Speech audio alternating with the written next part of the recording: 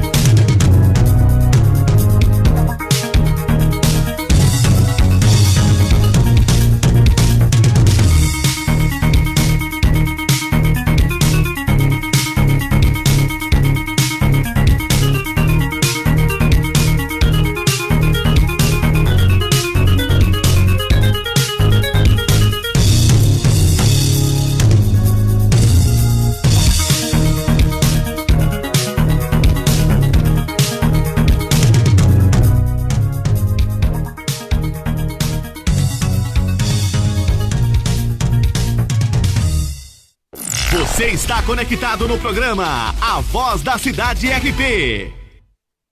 Informação, entretenimento, utilidade pública. Tudo isso e muito mais você tem aqui no programa A Voz da Cidade RP. Você está conectado no programa A Voz da Cidade RP. Informação, entretenimento, utilidade pública. Tudo isso e muito mais você tem aqui no programa A Voz da Cidade RP. Olá, bom dia para você que tá ligadinho no programa A Voz da Cidade Ribeirão Preto. Eu sou Luiz Meladinho, hoje é dia 19 de junho, né? Hoje é aniversário de Ribeirão Preto, da nossa linda, querida, maravilhosa cidade. Ribeirão Preto está completando hoje 169 anos. 164, opa, tá aumentando ainda. 164 anos, né? A nossa cidade hoje, nós nos encontramos na pandemia, nós estamos com os dados atualizados agora, 89 pessoas que veio a óbito, né? E mais de 3 mil casos de pessoas que estão contaminadas com o coronavírus, né? E a nossa cidade está avançando, né? Nessa pandemia, e nós temos que começar a orar mais para Deus nos abençoar, que a nossa cidade é maravilhosa. Ribeirão Preto é a segunda cidade do interior paulista, é uma das principais do nosso estado aqui, e nós poderíamos, eu vejo muito o povo postando na nossa cidade, aquelas fotos lindas, maravilhosas dos prédios, do lugar bonito da cidade, né? Mas infelizmente não mostra aquela parte ruim que eu falo assim, não é ruim, aquela parte real que é Ribeirão Preto, né?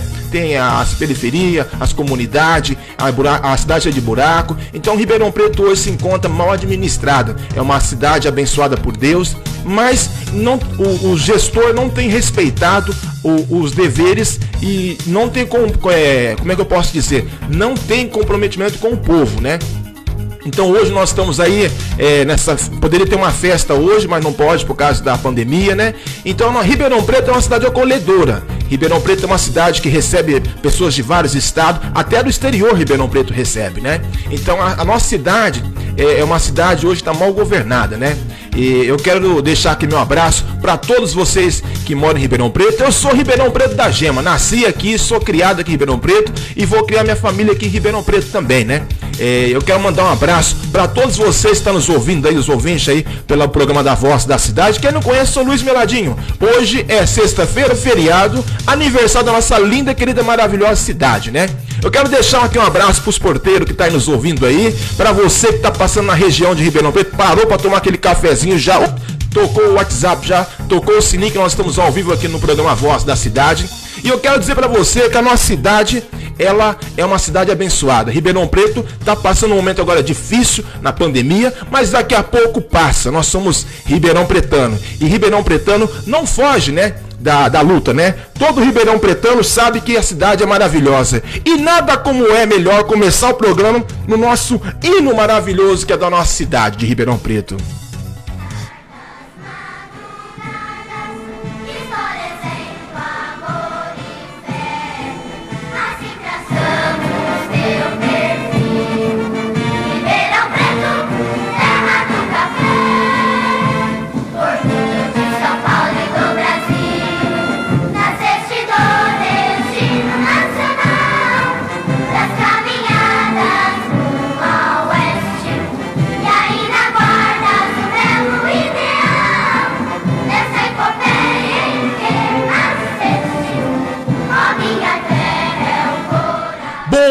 Bom dia pra você que tá ligadinho no programa Voz da Cidade. Bom dia, vovó. Bom dia, vovô.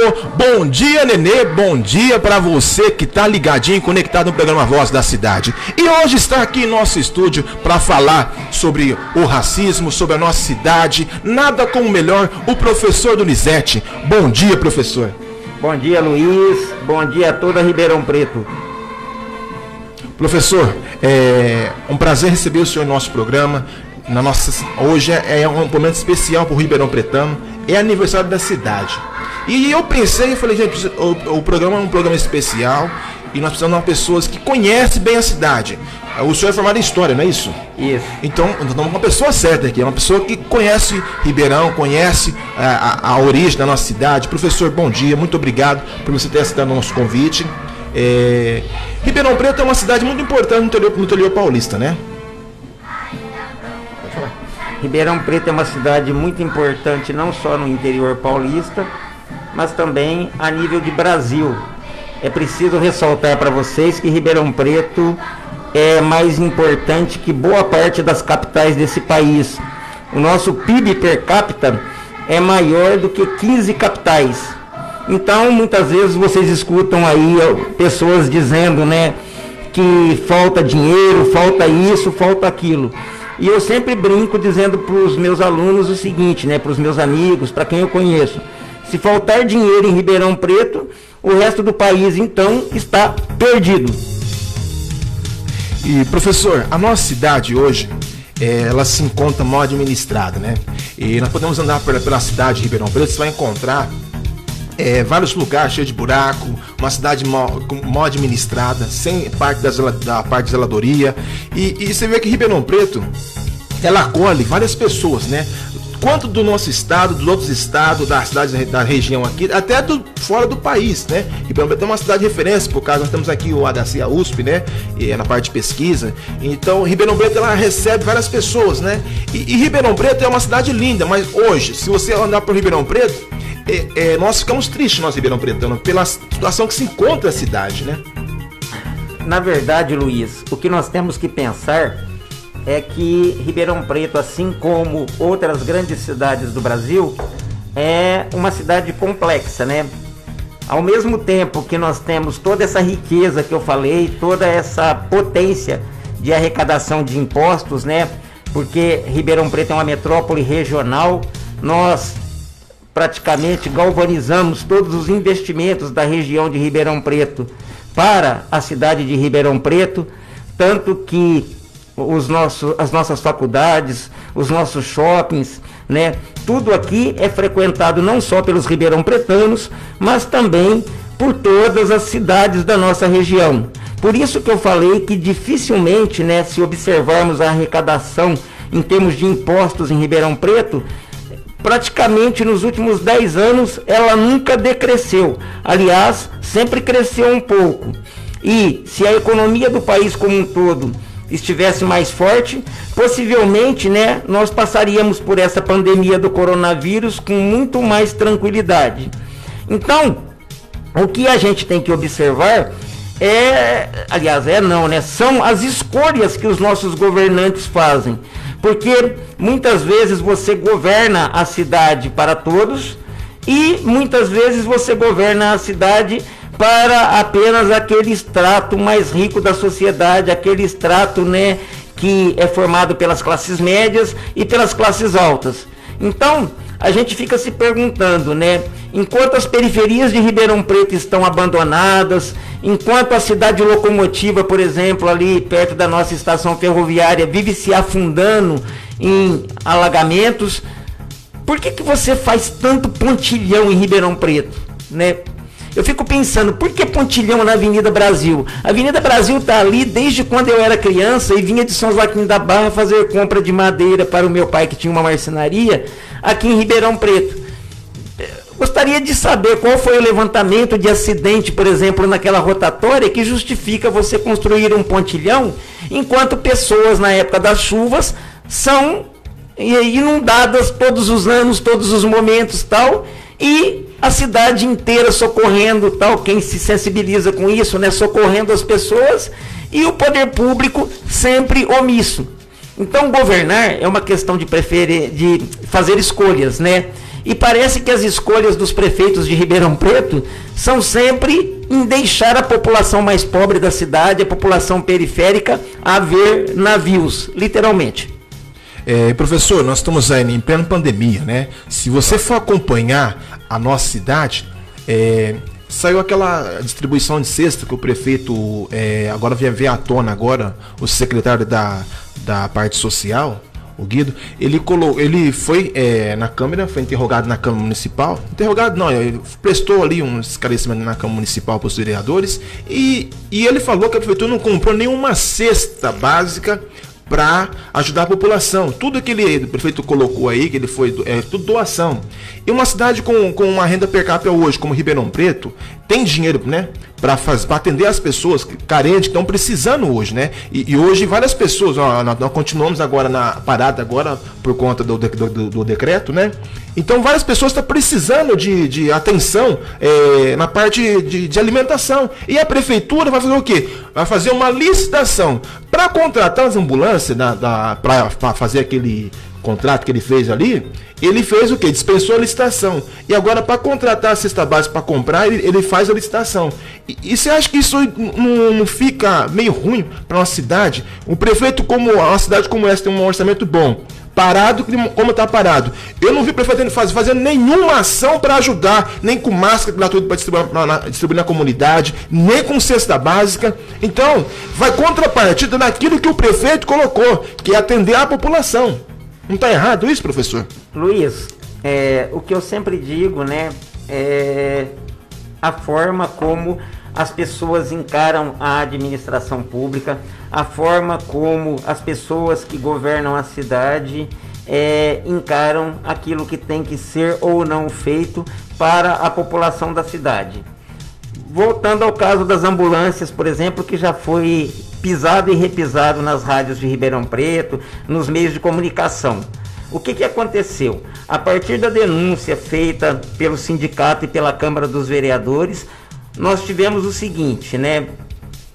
Logo na sequência, Ribeirão Preto cancelou 21 ou 22, não me lembro direito, né, processos de compras. Ora, todas essas compras feitas sem licitação. Se nenhuma delas tivesse nenhum problema, por que cancelar? Então, sabe, a gente fica pensando, pô, beleza, estava comprando sem licitação, a pandemia está aí, então temos uma série de questões urgentes, então vamos dispensar a licitação. Mas, de repente, você cancela uma situação, que foi a licitação das ambulâncias, e várias outras licitações ou compras são canceladas na sequência. Então, será que essas outras compras, 20 e tantas compras, teriam também problemas, assim como tinha problemas a questão das ambulâncias? Então a gente fica pensando, isso fica martelando na cabeça de quem gosta da cidade, de quem observa o que acontece na cidade, porque assim, a gente fica sempre comentando com as pessoas, né, que é preciso viver na cidade e vivenciar a cidade.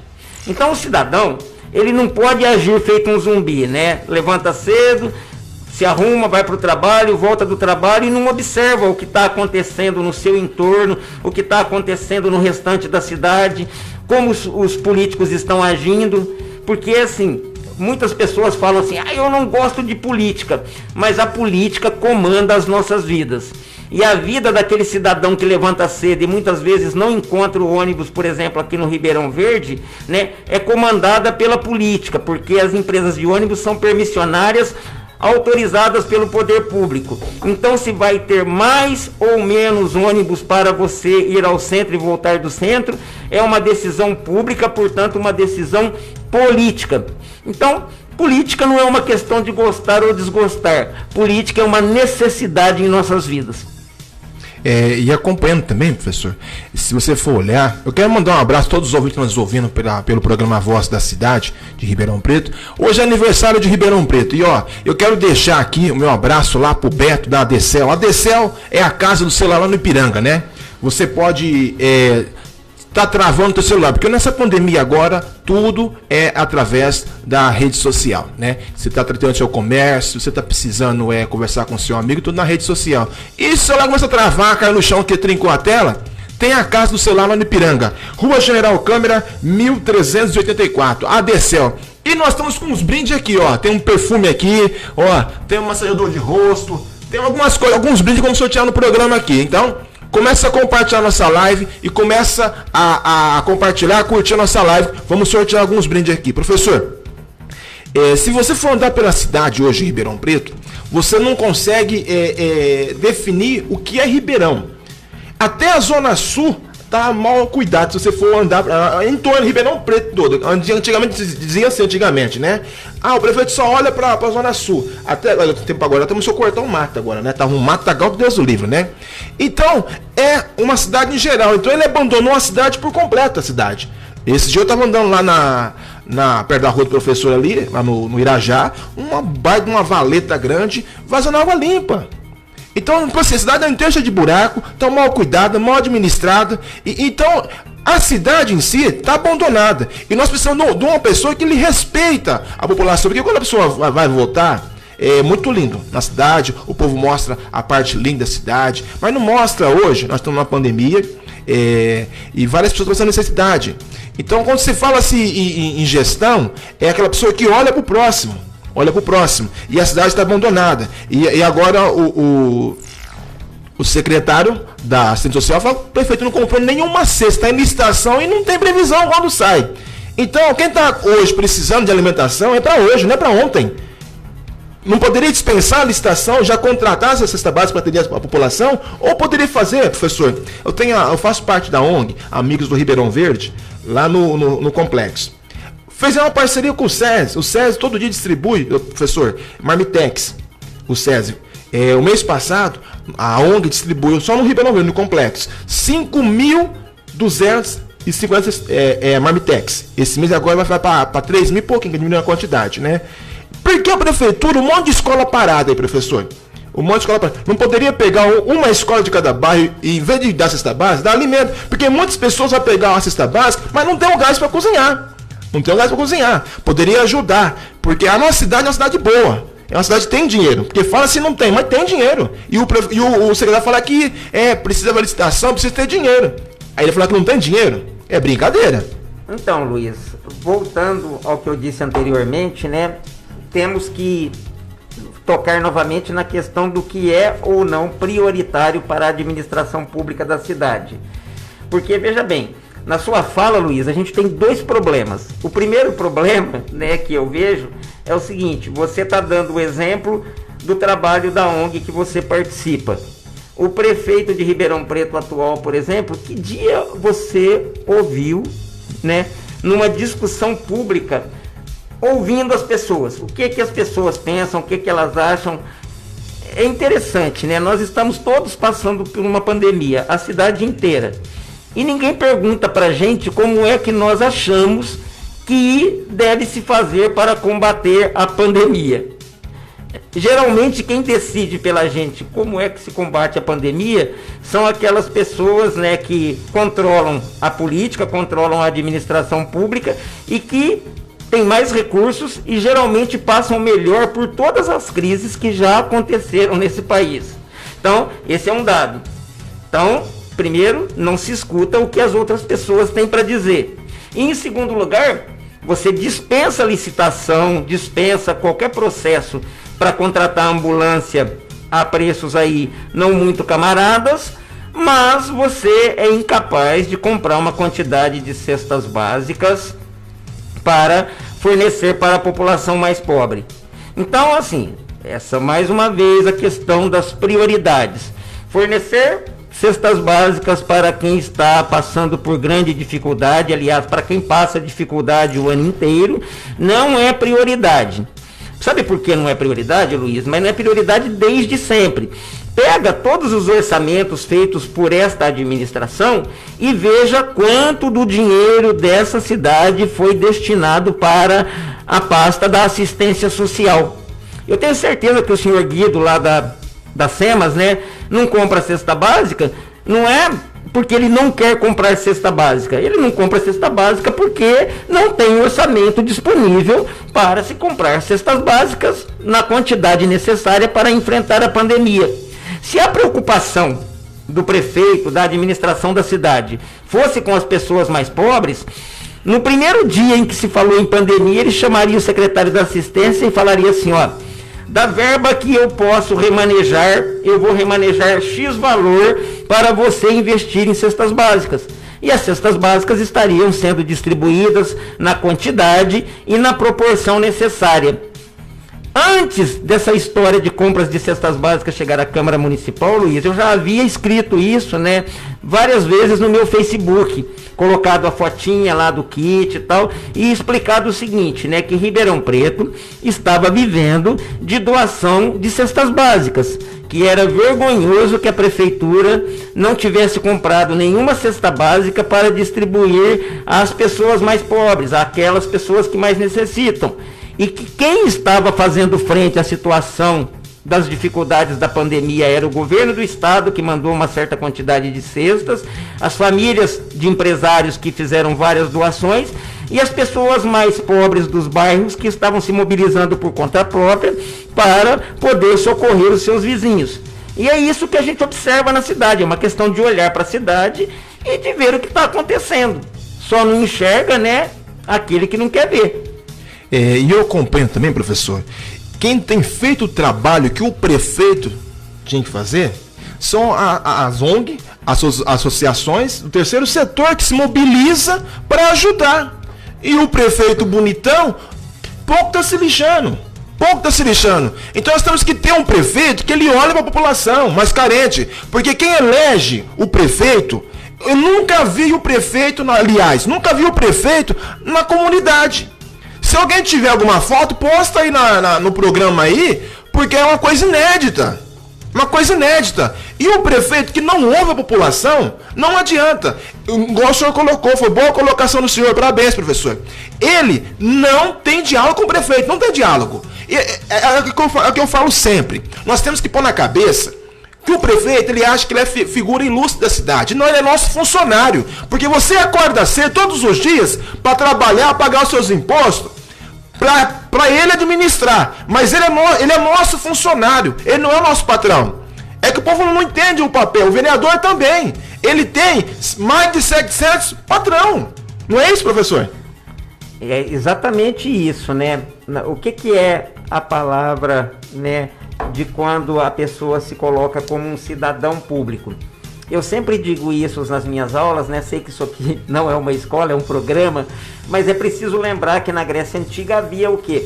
O cidadão privado, aquele que cuidava dos seus próprios interesses, e o cidadão público, aquele que cuidava dos interesses da polis.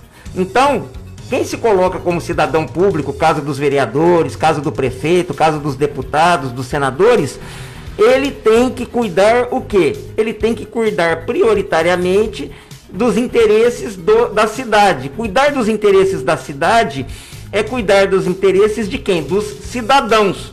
Então, Ribeirão Preto tem 700 e poucos mil cidadãos que aguardam do poder público a tomada de determinadas medidas que venham ao encontro das suas necessidades, ao encontro dos seus interesses, né?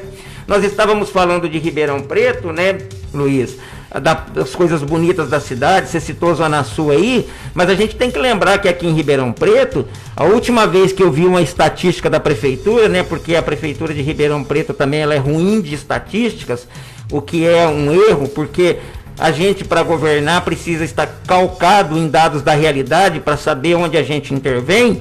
A última vez que eu vi uma estatística, a gente tinha 89 mil pessoas, né, em situação de favelas, em situação de ocupações, tal. E a gente sabe que todas as pessoas que vão morar nesse tipo de moradia são pessoas em situação de vulnerabilidade. São pessoas que não podem pagar um aluguel, são pessoas que não têm casa própria. Então veja bem, ó, vamos colocar assim, se Ribeirão Preto tiver 700 mil habitantes, 1/7 dos habitantes da cidade estão em situação de vulnerabilidade. E cadê o cidadão público? Cadê o prefeito? Cadê os vereadores? Cadê aquelas pessoas que têm que cuidar? Os deputados, os senadores. Então assim, a gente fica se perguntando.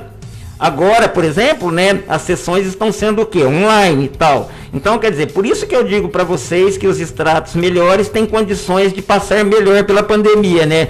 O cara tá fazendo as votações lá à distância, do conforto da casa dele, tal, tudo pelo computador, bonitinho, enquanto boa parte da nossa população, né, está fazendo o quê? Está, por exemplo, tem o seu Milton lá no meu bairro, né, eu sou morador do Jardim Juliana, que continua catando papelão todos os dias para sobreviver, senão não sobrevive. Por quê? Porque a aposentadoria que ele tem, ela não dá por quê? Porque ele cuida dele mais umas 9 pessoas. Nessa pandemia, ele tem que catar papelão porque ele precisa pôr o alimento na mesa. Porque a prefeitura contrapartida, ele não tem feito o papel, senhor prefeito. Não adianta o secretário querer fazer, mas quem que assina? Quem dá a caneta na mão? É o prefeito. Já tinha que se organizar. Estamos agora indo para quase 100 dias parado, a cidade voltou a funcionar um pouco, teve que parar de novo. Então o prefeito precisa acordar. A cidade está um caos total. Já tinha que começar no começo se organizar, fazer algumas ações. Eu não vi o prefeito distribuindo máscara. Quem eu vejo? A ONG lá, o professor, distribuiu já 1.200 máscaras no começo e agora foi mais 1.000 máscaras. Então, ou seja, são os projetos sociais que estão fazendo a cidade funcionar, que estão ajudando. Então o prefeito poderia fazer alguma coisa. Porque nós temos um prefeito, apesar que ele acordou agora no terceiro ano da gestão dele, poderia já acordar, já despertar e fazer alguma coisa. Agora poderia se organizar. Então tem várias pessoas na rua, não tem como ficar em casa. Quando a barriga ronca, a panela para de apitar lá do feijão, para de apitar, a panela não tem o que colocar, ele tem que ir para a rua fazer o quê? Catar papelão, tem quem vive da coleta seletiva, catar papelão, tem que trabalhar, porque é fácil ficar em casa, ele é maravilhoso, porque ele só aparece na mídia na hora do almoço e à tarde. E quando as pessoas têm que acordar cedo, aos ônibus, tudo lotado. Então nós temos que olhar para uma cidade em conjunto. Ribeirão Preto está gritando socorro. Quanto tempo vamos ficar nessa pandemia? Vai passar, vai. Mas nós temos que uma agilidade do prefeito. Porque ele precisa acordar, tem pessoas que precisam trabalhar. Tem pessoas que precisam estar na rua para fazer a panela funcionar. Porque não vai funcionar. Você está em casa, a barriga, o filho com fome. A mulher, bem, acabou a carne. Não fica legal, não fica legal, né, professor? Não fica. Então precisa do quê? Do prefeito ele acorde. Ele não é figura ilustre, ele é nosso funcionário. Então, é fácil ficar em casa. Quando você tem a comodidade. Está aqui nosso estúdio também, nosso amigo Kleber. Bom dia, Kleber. Então, é muito difícil falar ficar em casa. Professor, a nossa cidade é uma cidade muito importante, nós temos dinheiro para investir e o prefeito ele poderia fazer alguma coisa, né? Hoje mesmo, se você for acompanhar, as escolas estão paradas. Não poderia fazer um plano de marmita, alguma coisa, para ajudar as pessoas, né? Poderia pegar uma escola de cada bairro, tem algum servidor que pode ajudar, ou até voluntário, alguma mãe, alguma pessoa para cozinhar, né? E distribuir, marmitex aí, cada bairro aí, almoço e janta. Sabe mais barato? Porque um pacote de arroz, dá para fazer, eu não sou muito cozinheiro, se tiver errado alguém me corrige aí, dá para fazer umas 50 marmitex, um pacote de arroz. Uns 50, dá para servir 50 pessoas. Então, ou seja, acaba ficando até mais barato. Então é barato, porque ele vai dar um pacote por pessoa. Se ele servir esse almoço e janta aí, põe aí por bairro aí, 1.800 marmitex por bairro. Almoço e janta. Já ajudaria. Poxa, é muito difícil ter que cobrar uma solução e você vê que ele está parado. Está parado. O senhor, como faz parte do sindicato dos servidores municipais, o senhor vê que tem muita coisa que poderia ter acontecido. Não teve aumento, não teve um monte de coisa. E a cidade, se continuar parada, a cidade, daqui a pouco não tem dinheiro mais. Não tem dinheiro. Luiz, o sindicato, né, ele é uma coisa, vamos dizer assim, que cuida de um público específico, que são servidores municipais. Sim. Mas desde que eu fui para o sindicato em 2010, a gente tem uma visão voltada para os servidores e uma visão voltada também para a cidade de Ribeirão Preto. Então a gente se preocupa com os nossos representados, mas nos preocupamos também com as pessoas, né, que vivem dos nossos serviços. Por isso que a gente fica o tempo todo falando da cidade, né? Porque a gente se preocupa. A gente vê uma situação, a gente fala assim, isso não vai dar certo, tal. E, por exemplo, eu tenho contato com o secretário da Educação, tal, e com outros secretários, eu sempre falo, eu vi tal coisa, eu acho que isso aí não vai funcionar bem, tal. Mas assim, não é tudo, né? E você disse bem que os secretários pensam, que os secretários desejariam fazer, que eles conseguem colocar em prática, porque na verdade quem administra a cidade, né, é a Secretaria de Governo, né? O que a gente chama sempre em todos os governos de núcleo duro, que é aquele pessoal que toma as decisões, principalmente em situações mais críticas, como é o caso agora da pandemia. Então, o que eu acho que a gente tem que cobrar, né, e que assim que eu observo que não tem no caso do prefeito de Ribeirão Preto, é uma postura mais próxima das pessoas. Eu acho que o prefeito da cidade, né, por ser a figura mais importante da cidade, não deveria se limitar, como você disse, a dar entrevistas em alguns veículos de comunicações. Por exemplo, eu não vi nenhuma fala do prefeito, por exemplo, numa cadeia aqui fechada em Ribeirão Preto, para todos os cidadãos de Ribeirão e região. Porque Ribeirão Preto é a sede da metrópole. Então o prefeito de Ribeirão, ele não fala só para Ribeirão Preto, ele fala para Ribeirão e região. Sim. Então acho que tinha que ter uma postura, né, mais proativa. Mas assim, observando nesses 3 anos, né, o perfil desse prefeito atual, eu vejo o seguinte, né, que ele não é como os prefeitos anteriores que a gente estava acostumado lá atrás, e nem parecido com o pai dele, né, que eu ouvi muito falar do pai dele quando eu cheguei aqui em Ribeirão Preto, que era uma pessoa extremamente próxima dos servidores públicos, extremamente próxima das pessoas da cidade. Por exemplo, né, para citar alguém do partido do prefeito atual, eu encontrava com o prefeito, ex-prefeito, né, o Elson Gasparini, todo domingo quase na missa, na Sete Capela. Por exemplo, o prefeito de Ribeirão Preto, eu não sei de quem ele é amigo, eu não sei aonde ele vai e tal, é assim, é como se não tivesse em Ribeirão Preto, porque geralmente Ribeirão Preto, embora seja uma cidade muito grande, ela é uma cidade também, assim, de interior, onde as pessoas costumam observar, costumam olhar, tal, geralmente a gente sabe com quem as pessoas se relacionam, de quem elas são amigas, os locais que elas frequentam, tal, e nesse caso do prefeito atual, isso é meio que inexistente. Então, inclusive, eu acho que isso acaba causando um choque nas pessoas da cidade. Você só encontra o prefeito em novidade quando ele chegou um carro abandonado na cidade, quando ele vira o carro, aí vira novidade. Você sabe, o prefeito passou por ali, o prefeito passou, porque o carro virou, deixou o carro abandonado. Então, é uma coisa triste, né? A nossa cidade, eu acho que o prefeito tinha que se pronunciar e ter aquele diálogo com a população, né? É isso que o povo precisava e o povo confiou nele quando votou nele. Ele falou que seria o prefeito do diálogo. E você vê que não é nada disso, né? Então, agora são exatamente 10 horas e 35 minutinhos.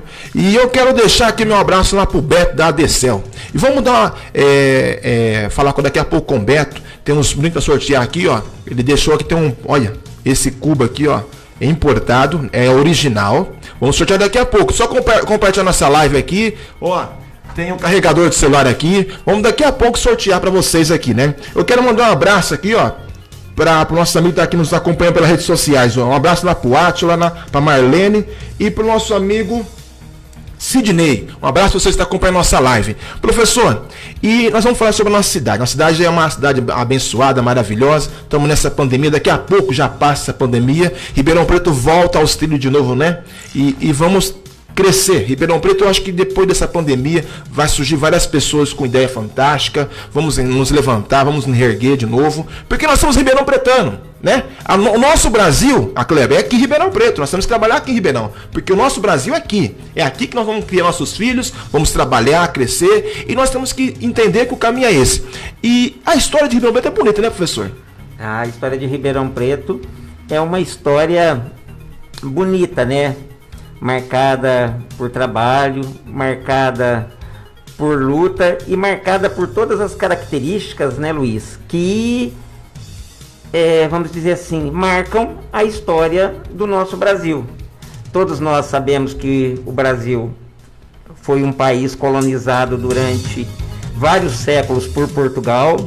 Nós sabemos que o modelo de colonização que nós tivemos foi um modelo chamado de exploração, muito diferente do modelo de colonização, por exemplo, dos Estados Unidos, né? Porque tem muita gente que não sabe, mas os Estados Unidos foi colônia da Inglaterra, assim como metade do mundo foi colônia da Inglaterra. Os Estados Unidos, como hoje é o país mais importante do mundo, por enquanto, né? Pois tem a China no encalço. Os Estados Unidos é visto pela maioria da juventude, né, como se fosse o Eldorado. Vejo muita gente falando, se eu pudesse, eu iria morar nos Estados Unidos, né? Mas também não é essa maravilha toda. As pessoas podiam aproveitar quem está em casa, né? Quem tem acesso a computador, quem tem acesso à internet pelo telefone, e dar uma olhadinha, por exemplo, no número de pessoas que vivem nas ruas dos Estados Unidos.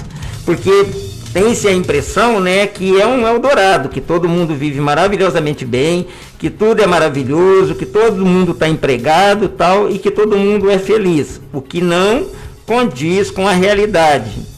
Vocês pegam cidades grandes dos Estados Unidos, por exemplo, vão encontrar um contingente muito elevado, mais elevado do que Ribeirão Preto, de pessoas vivendo em condição de miserabilidade.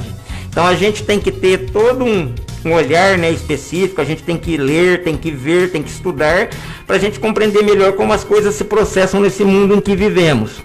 Um mundo extremamente desigual, o que não é diferente no caso do nosso Brasil, onde uma parcela muito pequena de pessoas concentram a maioria das riquezas em suas mãos, e uma grande maioria de pessoas vivem muito mal, passam muito mal e sofrem bastante.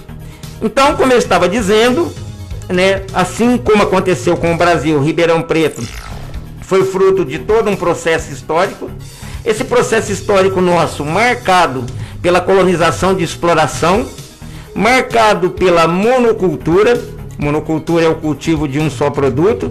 No caso de Ribeirão Preto, a nossa história está intrinsecamente ligada ao café, né, que foi a grande monocultura que nós tivemos aqui, ainda ali no momento em que o Brasil era um país totalmente escravocrata, né, onde a escravidão do negro era o que imperava. Então tivemos a monocultura, tivemos o latifúndio, né, ou seja, a grande propriedade rural ou agrícola, tal. E isso pode ser observado facilmente, né, se vocês derem uma olhadinha na origem de Ribeirão, vão ver que Ribeirão Preto é fundada com base na doação de terras de fazendas. Então, você tinha propriedades enormes nas mãos de uma ou duas famílias, e essas famílias controlavam não só a terra, mas controlavam também, a partir da terra e dos escravos e da riqueza produzida, controlavam também a política. Então, vejam bem, voltei na história da política que eu friso sempre, né? A política é determinante em nossas vidas. O modo como nós vivíamos aqui em Ribeirão Preto, né? Na metade do século XIX, para o final do século XIX, que modo que era esse? Era o modo de vida determinado pelos coronéis. São os coronéis que vão trazer os italianos, são os coronéis que vão inicialmente, né, indicar aí a política de branqueamento da raça em nosso Brasil varonil, né? Previa-se que o Brasil, através da miscigenação, rapidamente iria se tornar um país de características brancas, o que não aconteceu, graças a Deus. Mas tudo isso aí tem um viés político. São decisões gestadas nas classes dominantes, são decisões pensadas, e os políticos que estão sempre a serviço do poder econômico é que dão as diretrizes para isso, para que isso aconteça de fato. Professor, vamos falar agora sobre a parte negra, né? Qual que é eu queria que o senhor falasse a inclusão do negro no início da capital do café. É até interessante você falar em inclusão do negro, né? Nós estamos no século XXI, né? Estamos em 2020 e o negro ainda não está incluído na sociedade brasileira, né? A dificuldade do jovem negro, por exemplo, em entrar no mercado de trabalho é uma coisa absurda. A dificuldade do negro, por exemplo, em se inserir nas universidades, né, mesmo com os programas atuais que todos nós conhecemos ou já ouvimos falar, também é uma coisa bastante complexa. E se nós pegarmos todas as estatísticas referentes aos negros, né, nós vamos observar que os negros, embora sejam maioria da população, vocês podem olhar isso na internet aí, põe no Google aí, IBGE, negros, né, pretos e pardos, vocês vão ver que são maioria da população brasileira. Mas os negros perdem para os brancos em todos os campos da vida. Sabe qual campo da vida os negros ganham disparado dos brancos? Basta vocês consultarem também pela internet o Observatório da Violência aqui de Ribeirão Preto, da USP, né? Lá no campus Monte Alegre, vocês vão encontrar estudos mostrando que a maior população que há nos presídios, não só de São Paulo, mas de todo o Brasil, é de negros, jovens negros. Então, né, vamos colocar assim, os brancos são minorias na população, mas aquilo que é bom, eles dominam de longe. Aquilo que é ruim, fica para a população negra. E tudo isso tem diretamente a ver com o processo histórico, né, que escravizou os negros no Brasil por quase 400 anos, e fica por quase 400 anos, por mais de 400 anos, e pelo processo histórico também, né, que colocou o negro numa condição de subalternidade no momento em que se fez a chamada libertação dos escravos. Porque se vocês olharem também nos livros de história, derem uma olhadinha na internet, vão ver o seguinte, né? Houve a abolição da escravidão. Quem tinha escravos, né? Quem era dono de escravos, os fazendeiros, os proprietários de terras e de escravos, foram indenizados, vamos dizer assim, pelo Estado, porque perderam a sua mão de obra. Mas o Estado não indenizou nenhum negro. O Estado simplesmente abandonou os negros à sua própria sorte, que tiveram, né, entre aspas, que se virar para sobreviver no nosso Brasil varonil. E a situação do negro no geral do país, ela não é diferente aqui em Ribeirão Preto. Em Ribeirão Preto a gente tinha a utilização da mão de obra escrava nas fazendas de café, né, no final do século XIX. A gente tinha aqui aqueles coronéis, né, o Francisco Schmidt, né, o Quinzinho Cunha, esse pessoal que dominava as terras, dominava os escravos e dominava a política aqui na região.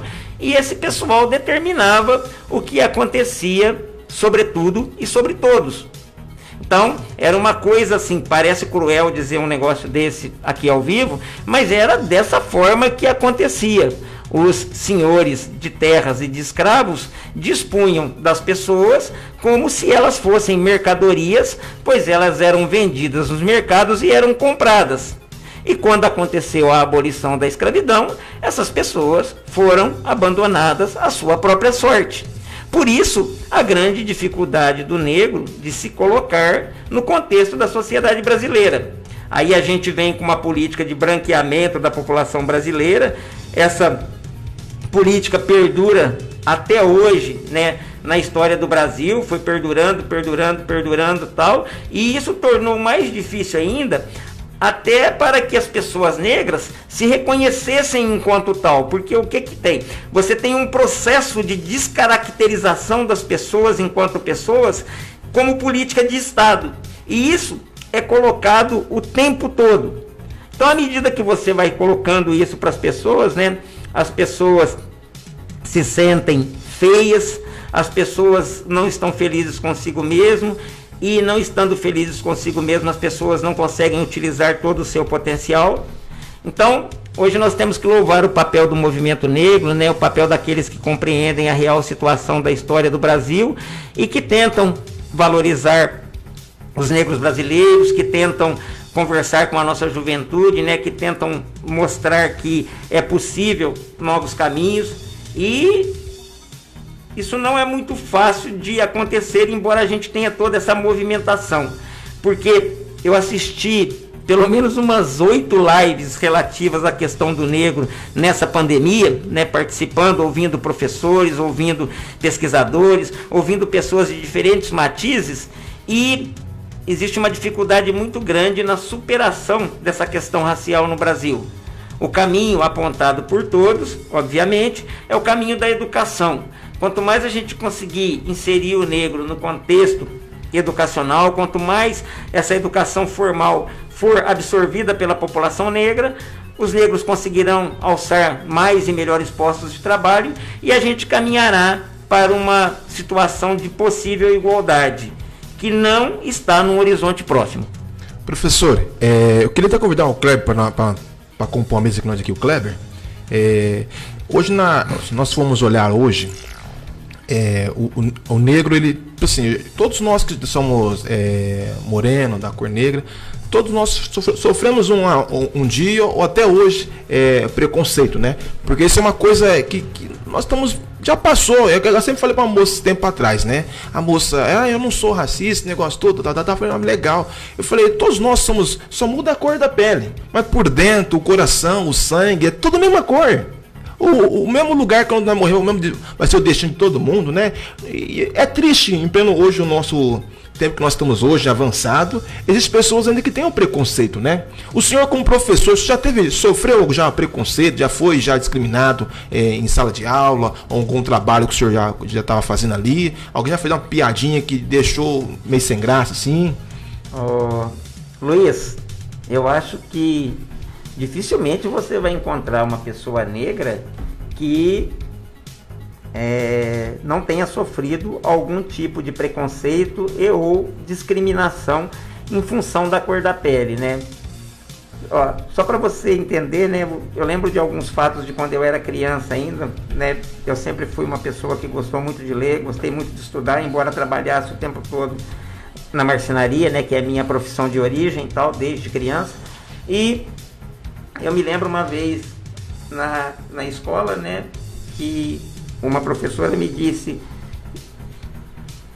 negrinho, quem você pensa que você é? Isso só porque eu rebati uma afirmação dela dizendo que aquilo não procedia.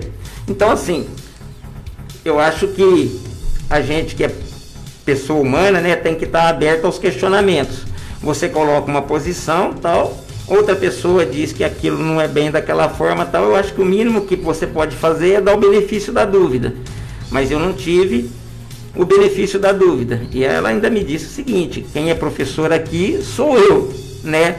Como se o fato de ser professor, advogado, médico, juiz de direito desse a você vamos dizer assim, o título de dono da verdade, né? Eu acho que as verdades que são postas por aí estão sendo todos os dias refutadas, né? E a ciência está aí para comprovar que muita coisa que era verdade há um certo tempo, com o tempo se transformaram em mentiras. Então, a gente fica pensando, né? Eu fico me lembrando várias vezes disso, já contei isso para os meus filhos e tal. Por que tem que fazer referência, por exemplo, à questão quem que você pensa que é negrinho? Quer dizer, se fosse branquinho, podia. Então, negrinho não pode contestar, não pode falar, tal. Uma outra situação, né? Me lembro quando passei no meu segundo concurso público, tal. Um colega de serviço fez o seguinte comentário a gente um dia, numa confraternização, tal, que não sabia como um negro tinha sido o primeiro colocado no concurso. Então, essas coisas, sabe? São coisas assim que magoam, que entristecem, mas a gente tem que, vamos dizer assim, tem que ter resiliência, tem que ter força e tem que usar isso para poder melhorar cada dia mais, porque assim, o negro, ele tem que estar sempre provando que ele pode. Que ele é capaz, entendeu? né? Que ele é capaz, senão o bicho pega. Então a gente vai trabalhando, vai lutando, vai estudando e, acima de tudo, a gente vai conscientizando as pessoas, que as pessoas não podem abaixar a cabeça, que as pessoas têm que exercer o seu papel, que as pessoas têm que se impor e as pessoas não podem se esconder do debate. E para não se esconder do debate, o que a gente tem que fazer? A gente tem que estudar, a gente tem que ler, a gente tem que conhecer para ter posições fundamentadas na realidade. E qual que é a realidade que a gente se fundamenta? A realidade científica. Hoje existe uma série de trabalhos sobre o papel do negro na sociedade, sobre a história do negro e tal, escritos não só por autores negros de fora do Brasil, nós temos autores africanos, autores norte-americanos, e temos vários autores brasileiros que discutem nas grandes universidades do país a questão do negro. Então, a gente tem que ler, a gente tem que se informar, a gente tem que ter posição, né? Mas posição que não é posição de achismo, essa posição que a gente vê aí no governo federal do senso comum, não. A gente tem que ter o quê? Posição científica. Aliás, por falar em posição científica, né? O trabalho que eu me baseio naquilo que estou falando aqui sobre a questão de Ribeirão Preto pertence a um ex-professor da Prefeitura Municipal de Ribeirão Preto, o professor José Antônio Corrêa Lage, tal, que foi professor nosso, né, hoje aposentado do nosso IPM e tal, mas que continua na vida acadêmica, professor doutor, tudo, e que tem estudado a história de Ribeirão Preto, tal. Antes, a história de Ribeirão Preto, né, o livro que eu conhecia de história de Ribeirão Preto era um livro escrito por um advogado, agora não fugiu o nome do advogado, mas um advogado escreveu um livro narrando a história de Ribeirão Preto. Era o que eu usava como referência antes. Mas o professor Lages tem feito um trabalho interessante, tem estudado essa questão e tem ajudado a clarear, né, os meandros da história ribeirão-pretana. E só para completar, né, não tem muito a ver com a questão do negro, mas tem a ver com a questão da desigualdade em nossa cidade, né? Eu vi alguns relatos daquilo que escreve o professor dizendo o seguinte: sabia que tem gente em Ribeirão Preto, Meladinho, que tem 6 mil imóveis, 7 mil imóveis? Em Ribeirão Preto? Aham. Meu Deus do céu. É uma pessoa física ou uma família, ou uma empresa, entendeu? E aí depois as pessoas me perguntam, mas por que tem 89 mil pessoas morando na rua? Vai ter 100, 150, tal? Porque alguém captura todos os recursos gerados pela sociedade, entendeu? Tem gente que fala assim, tem que enxergar oportunidade na crise. Se vocês procurarem na internet, vão ver que os bilionários se tornaram ainda mais bilionários, enquanto os pobres se tornaram ainda mais pobres. Basta ver quantas pessoas ficaram desempregadas em nosso país em função da pandemia. E se levarem isso para o extrato negro, vão ver que mais negros ficaram desempregados. É uma triste realidade, né? Eu já sofri várias vezes discriminação, superei. Professor, como foi para o senhor superar? Porque você fica triste no começo, aí pode ser até aquele amigo mal informado, mal estudado, acaba até soltando uma piadinha, um deboche que acaba até entristecendo, porque você fala assim, poxa, o cara é meu amigo, uma brincadeira sem graça dessa. Porque se você for pegar, o Brasil, ele foi coabitado pelos negros, né? Se você for pegar. Então, no nosso Brasil não tem como é que eu posso dizer? Uma pessoa falando assim, eu sou alemão puro. Não, tem mistura agora, tudo misturado, né? E pela história que eu conheci, então, assim, é chato, né? Tem aqui o nosso amigo Kleber, que ele é músico, né? Ele é cantor do grupo Pagode. Bom dia, Kleber. Bom dia, Luiz, bom dia. Você já sofreu discriminação tocando ali em algum evento, assim? Luiz, às vezes até a pessoa meio que involuntariamente, às vezes fala alguma coisa que soa às vezes como discriminação, né? A gente que é negro não pode levar tudo a ferro e fogo, porque senão a gente não vive, né? Então tem que sempre usar essas coisas de combustível pra gente conseguir superar, porque não é fácil. A gente tem muita coisa mudou, muita coisa melhorou. Só que ainda tem muita coisa ainda para chegar onde o negro merece estar, né? Porque a gente é uma raça que sofre, que luta, que batalha muito. A gente, que nem o professor falou, se o branco faz um, o negro tem que fazer dois, para provar que ele é capaz. Que ele é capaz, que ele pode fazer a mesma coisa que o branco faz. E eu já sofri desde a escola, a gente, hoje menos, mas desde a escola a gente sofre preconceito e, que nem eu falei, é usar isso de combustível para estar melhorando de vida. E é triste a realidade. Professor, eu, Meladinho, a minha opinião, eu sou contra colocar a cota racial, porque eu acho que o negro é capaz de chegar, professor, aonde tem que chegar. Nós tivemos aí o Joaquim Barbosa. Na época dele não tinha cota racial. Infelizmente, se não for isso, as universidades ele não vai conseguir acessar os programas sociais, tem que ter, não vai conseguir chegar lá. Mas eu acho que nós somos capazes de estudar, batalhar e chegar aonde temos que chegar. Tem várias pessoas aí, várias mulheres negras hoje administrando empresa, vários empresários. É pouco, mas acho que nós somos capazes de chegar, de estudar e trabalhar e ralar para chegar lá. Até algumas falando assim, Meladinho, mas se não for a cota, não vai conseguir. Nós somos capazes. Porque é a minha opinião, que nós somos capazes de chegar lá. A cota, ela tem que ter porque não respeita o nosso direito de ir e vir, né? Eu quero concordar com você, nós somos capazes de chegar lá. Eu contei para vocês aqui um pouco da minha origem em São Joaquim da Barra, contei que trabalhei em marcenaria desde cedo, mas sempre gostei de estudar. Então meu pai apostava muito em educação, embora fosse analfabeto, tivesse só segundo ano do grupo.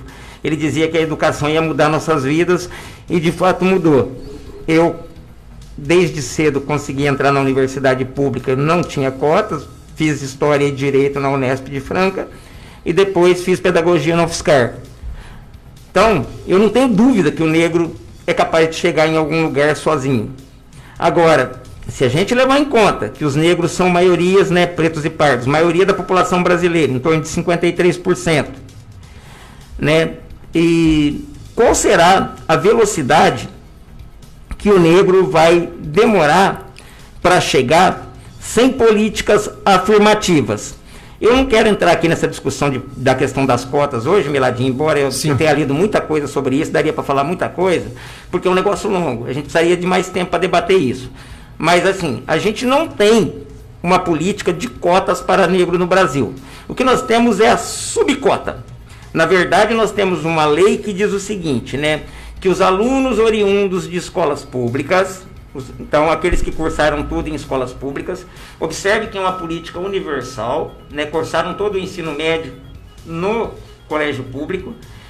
Então, quer dizer, ele não faz distinção, ele está dizendo que todo mundo que cursou o primeiro, segundo e terceiro colegiais na escola pública tem direito à cota. Então, ela é uma cota, né, econômica, né, porque geralmente quem estuda na escola pública são alunos oriundos de famílias pobres, mas nem sempre, porque uma parcela da classe média brasileira percebeu esse lance. Então o que acontece? Coloca o filho na escola pública no primeiro, no segundo e terceiro colegial, enquanto vamos dizer assim, o filho do pobre, o filho do negro, depois do almoço vai trabalhar aí na guarda. Vamos colocar, antigamente falava-se a guardinha, né? Para todo mundo entender. Vai trabalhar na guardinha, vai trabalhar lá na Caixa Econômica Federal, ajudando na portaria lá, tal. O filho da classe média que estuda na escola pública é colocado num cursinho particular, depois do almoço, para turbinar o currículo. Então o cara faz inglês particular, o cara faz matemática, química, física, num cursinho qualquer que oferece isso. Todo mundo que mora em Ribeirão Preto e que mexe com educação sabe quais cursinhos oferecem essas matérias tidas como mais difíceis, em separado.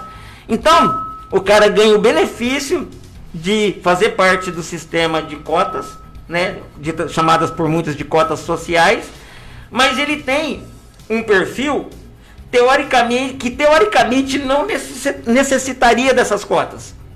Aí, o negro que está na escola pública, ele tem direito a concorrer em metade dessas vagas ainda, se ele for negro. Então ele entra pelo sistema de cotas sociais e ele acrescenta que ele é negro. Aí, vamos dizer assim, daqueles 25%, metade ele vai concorrer como negro, mas não é só negro, temos que citar também outras etnias, né? A outra etnia, que são os índios. Sim. Então, ó, as pessoas olham o negócio e nem sabem dos indígenas, tal, não sabe. E as pessoas pensam, por exemplo, que os negros levam metade das vagas por ser negro.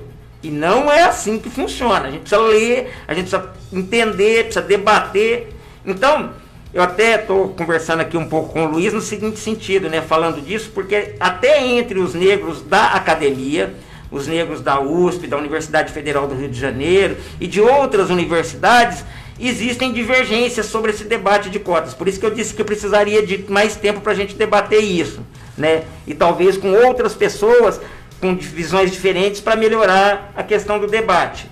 Mas assim, eu sempre penso no seguinte, né? Eu sou que estudava na escola pública em São Joaquim da Barra, né? E eu só fui entender por que meus amigos negros e pobres de onde eu morava abandonavam a escola. Eu fui um dos que não abandonei, mas a maioria dos meus amigos abandonaram. Então, eu fico muito preocupado com essa questão. Quanto tempo nós demoraremos para que a maioria da população, que é negra, preto, pardo, 53%, consiga se equiparar à parte minoritária que supostamente é branca, mas como disse o Meladinho, é miscigenada. Então, são essas perguntas que a gente tem que responder na nossa cabeça. Porque assim, se a gente for deixar por conta própria, for deixar correr, vai passar mais um século e nós não vamos atingir essa igualdade. Porque o sistema que a gente vive, o sistema capitalista, ele prima pela desigualdade. É um sistema de concorrência, né? E geralmente na concorrência, quem está melhor aparelhado leva vantagem e sempre levará mais vantagem. Basta vocês olharem aqui em Ribeirão Preto, por exemplo, né? Vou dizer porque eu tenho mania de ler essas coisas. Então, o primeiro ano do curso de Direito da USP Ribeirão Preto, né, curso integral quando foi criado, 92% das pessoas que entraram no curso de Direito da USP eram provenientes de famílias que ganhavam naquela época mais de 20 salários mínimos. Aí eu fui olhar quem eram os pais. Os pais eram juízes de direitos, desembargadores e vai por aí afora, entendeu? Porque assim, as universidades fazem pesquisas sobre o perfil dos alunos e publicam. Então seria interessante que quem quisesse aprender um pouco sobre isso, lessem esses perfis. Geralmente, os pobres e os negros ocupam os cursos menos prestigiados, mesmo nas universidades públicas. Então fica aí para vocês refletirem sobre isso. Será que nós, até na universidade, continuaremos sendo cidadãos de terceira classe? E para acompanhar, está comigo aqui o Kleber, ele é músico, e está também o nosso professor de História, Donizete Barbosa. Estamos falando sobre hoje do racismo, né? Então, se você for andar pela cidade, existem pessoas que têm restrição a nós, pessoas da cor negra, né?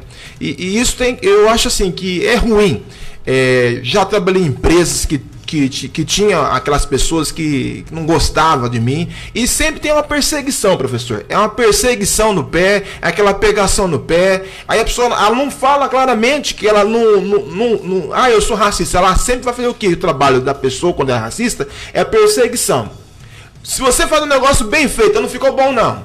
eu acho que tem que fazer de novo. Então é aquela perseguição chata, ou às vezes até trata mal com palavras, né professor? Né, Kleber? Com palavras, sempre é arrogante, sempre é grosso com aquela pessoa, porque ela não vai falar claramente que eu sou racista. Não vai falar.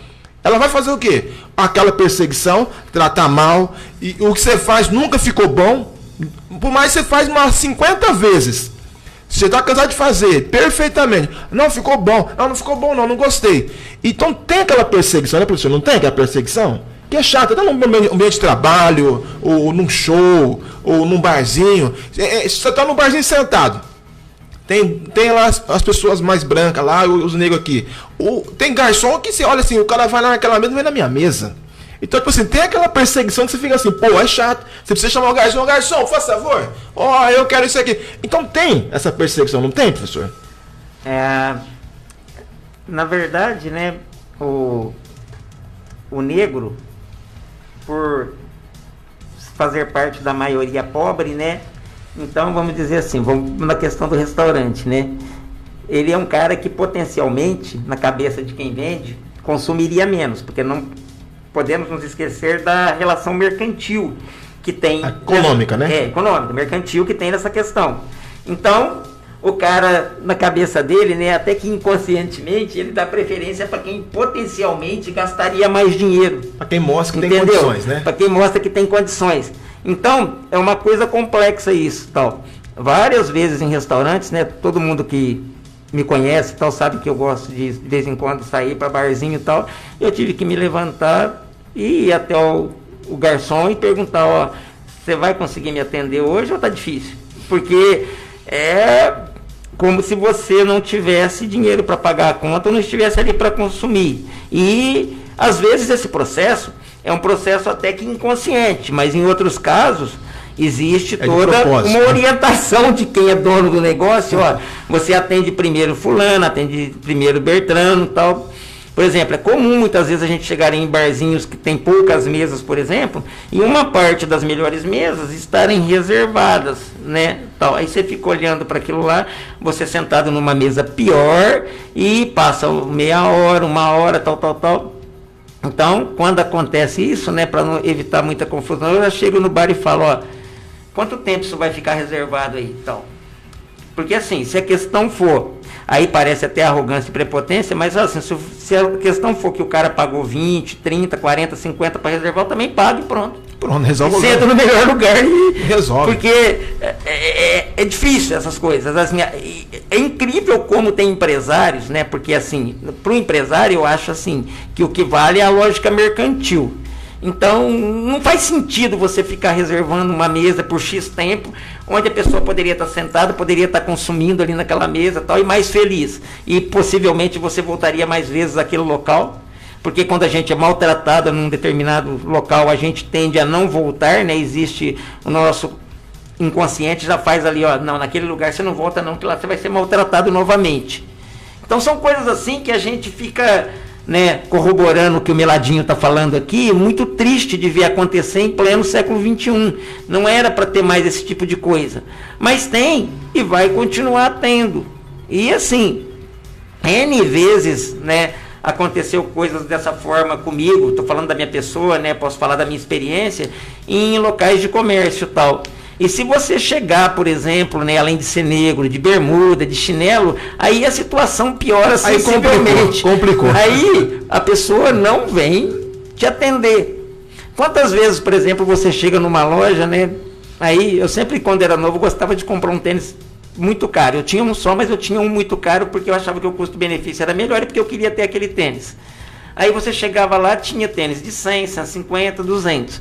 Mas eu queria o de 900, de 1000. Entendeu? E eu já tinha guardado dinheiro, que eu sempre fui precavido, para comprar aquele tênis. A primeira coisa que o cara me falava quando eu perguntava do tênis de 1000, tem tênis mais barato. Eu não estou perguntando do mais barato. Eu estou perguntando do tênis caro. Sabia? Eu não perguntei nada. Você tem que mostrar para o cliente aquilo que ele pediu, não aquilo que você acha que ele pode comprar. Então é muito engraçado esse tipo de coisa. Mas faz parte, parece, do inconsciente dos vendedores brasileiros. que se você falar que quer ver Ferrari, você não quer ver Fusquinha, entendeu? Você quer ver Ferrari. É difícil, cara. Até parece que eles fazem como, olha pra você como você não tivesse condições de comprar aquilo ali, né? E até triste. Ó, eu fui uma vez, fiz uma palestra, né? O cara foi antes de mim fazer uma palestra lá, todo mundo aplaudiu o cara, que bonito, maravilhoso. Foi minha vez de dar palestra, né? Falar sobre a parte social, que é a parte que eu gosto. E aí, quando eu subi no palanque ali para falar da palestra, todo mundo ficou, tipo assim, olhando para mim e tipo assim, pensando que eu ia escorregar. Mas eu fui muito bem, aplaudiram tudo. Aí, quando eu desci, o povo falou, parabéns, muito bom. Então, quando eu subi, o povo assustou. Opa, agora acabou com tudo, agora vou até embora. Um se levantou e foi embora. Mas depois você vai olhando assim, as pessoas vão, parabéns, eu gostei da sua colocação. Que até parece que o nosso não temos condições de comprar um carro bom. Igual o senhor falou do comércio. Você fala para o pessoal assim, ó, eu quero esse tênis aqui. Ele te mostra um monte de tênis barato, um chinelo mais barato, mas não vai pegar o que você está pedindo. Porque ele acha que nós somos incapazes. O nosso dinheiro não tem valor, parece, né? Não, mas a minha paciência com esse tipo de coisa já acabou faz tempo. Quando eu falo para um vendedor, eu quero isso. Se ele fala qualquer coisa, eu falo, não quero mais que você me atenda. Eu fico trocando. E vou falar com o gerente da loja, porque não é possível um negócio desse. Em pleno, a minha paciência com esse tipo de coisa acabou faz tempo. É intolerável, e acho que todos os negros têm que começar a fazer isso, sabe? Não gostou do atendimento, você vai falar com o gerente. Toda loja tem gerente para isso. Ó, eu gostaria que o senhor me arrumasse um vendedor que me escutasse. Porque qual o problema que você tem? Você não escuta o que o outro está falando? Porque assim, dizem que o cliente sempre tem razão. Aí você está falando, a pessoa não está ouvindo. É difícil, né? E eu acho que nós temos que ser respeitados. Igual, você vai numa entrevista de emprego, tem hora que fica até constrangedor, né? E você tá ali, você chegou em primeiro lugar, e é por ordem de chegada. Aí você vê todo mundo passando, você vai ficando. Fala, poxa, já passou 5 na minha frente, foi o primeiro a chegar, não tinha ninguém. Aí a moça ali chegou primeiro. Mas você tava primeiro que a pessoa. E vai passando. Uma vez eu fiquei bravo, uma vez. Falei, o negócio é o seguinte, moço, ó, eu não sei se foi com a minha cara, se não tem nada contra a minha pessoa, se você não gostou de mim, mas eu cheguei primeiro do que essas 5 pessoas que passou na minha frente, eu não acho justo isso. Eu não acho justo. Eu quero falar com o dono da empresa, alguém que representa acima de você. Sabe o que ele fez? Falou pra mim? Aí falou, moço, é que eu sigo normas, então eu quero falar quem deu a norma. Aí o cara veio falar comigo. Aí ficou sem graça. Eu falei, ó, eu cheguei. É por ordem do quê? Como é que funciona aqui? É quem chega primeiro. Então eu cheguei primeiro do que essas 5 pessoas, elas foram atendidas, fizeram ali o negócio, a reunião ali que tinha que ser feita na entrevista ali, e eu tô agora, tem mais 5 atrás de mim. Eu vou ser o último? O cara vai ser o próximo. Então nós temos que paciência zero nisso, porque nós temos que ser respeitados, independente da nossa cor. Nós somos cidadãos, acordamos cedo, pagamos nossos impostos, então nós temos que ser respeitados. E não temos que baixar a cabeça, não, igual você falou, professor. Não temos que baixar a cabeça, porque se nós abaixar a cabeça hoje, vai continuar. E se alguém ofendeu, ó, tem lei para isso. Tem lei para isso. Né, Kleber? Você que tá no grupo da música aí, tá parado agora por causa dessa pandemia, mas já tocou em lugar que as pessoas. Chegou os músicos aí. Sempre. E aliás, o povo não gosta muito do negro, mas agora nessa época fria, come feijoada. Quem que inventou a feijoada? Me fala, professor, quem inventou a feijoada? De onde surgiu a feijoada? E de onde surgiu quando um monte de pessoas brancas sambando? De onde surgiu o pagodinho? De onde que veio? O senhor que é da história e fala, surgiu da onde a feijoada, o pagodinho? Tem um monte de vai pra dançar, fica sambando lá. Mas quem toca melhor o pagode? Meu Deus do céu, vamos respeitar nós.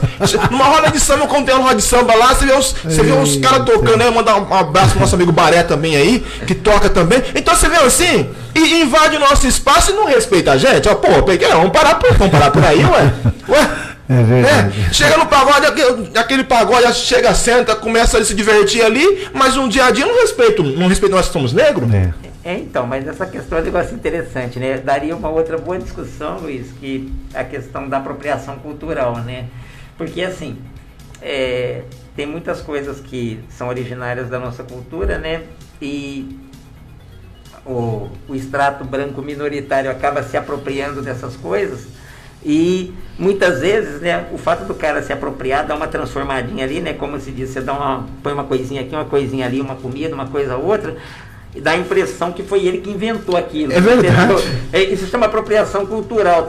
Tem alguns músicos que fizeram músicas falando, né, tem branco no samba, tal. Isso é muito comum, se você voltar um pouquinho mais atrás, porque essas pessoas acabavam se apropriando. Lógico que outras pessoas se aproximavam do samba porque realmente gostavam da música, gostavam do ritmo e tudo.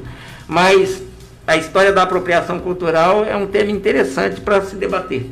Eu sempre falo, tem um amigo meu que é músico, ele falou, Meladinho, quando chega no pagode lá, começa a chegar um monte de negro, tem que acender o holofote, porque o negócio fica meio escuro, né? Muçulmano, né? Mas eu falo assim, é porque nós negros gostamos de pagode. Negro não gosta de pagode, não é negro, caramba. Já tá no sangue o negócio já, ué.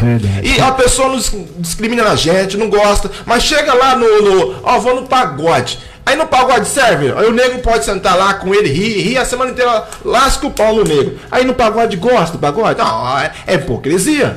Hipocrisia. Nós temos que ser respeitados em qualquer ângulo, independente se você é promotor de justiça, se você é advogado, se você é um morador simples, nós temos que ser respeitados, independente da nossa cor, nós somos cidadãos de bem. E eu falo muito mais, eu sempre falo assim, ó, meus primos, independente, qualquer lugar que você pode chegar, você pode almoçar com um juiz e almoçar com uma pessoa humilde, você tem que ser, o seu valor não pode mudar, independente que a pessoa fale de você. Se não gostou, paciência, filho, ó. É só isso aqui mesmo, não é, Cléber? Não é, professor? Então, mas aí você citou vários estratos, né, do respeito. Eu sei que as pessoas não gostam muito que se fale isso, mas eu vou tocar nisso assim mesmo, porque não dá pra gente deixar passar batido, né? A polícia tem que respeitar o negro, né? A gente viu aí o que aconteceu com o George Floyd, né? Que tá, por isso acho que o grande número de debates sobre questão de negro, questão de racismo recentemente, mas acontece no Brasil todo dia, né? Todo mundo lembra do Pedreiro Amarildo, né? A gente viu aí o que aconteceu com o menino João Pedro, e por aí vai. Mas assim, a gente, aqui ficando em Ribeirão Preto, a gente lembra da Luana, né? O caso da Luana até hoje é comentado, não foi resolvido. Então, é interessante, tem uma história para contar, né, Meladinho? Você sabe que o Jardim Juliana, durante muitos anos, né, assim, longos anos, o único acesso era por baixo do pontilhão da Vila Branches, né? E eu, logo que casei, comprei uma casa no Jardim Juliana, tal, depois fui dando uma arrumadinha e tal, e por lá pretendo morrer. Mas o que acontecia, né? Quando tinha batida, a polícia ficava sempre debaixo do pontilhão, né? Aí o que eu fazia? Eu já deixava o meu documento do carro, a carteira de identidade, tudo assim, fácil, em cima do banco, porque assim, eu sabia, toda vez que tinha batida, eu era parado. Era incrível. E assim, uma outra coisa interessante que eu percebi, né, nas minhas andanças por aí, toda vez que eu comprava um carro zero, né, mesmo que fosse um carro popular, porque eu tinha mania de comprar carros populares da linha da Fiat, então eu demorava às vezes uma semana para emplacar o carro, que era o prazo permitido, 5 dias e tal.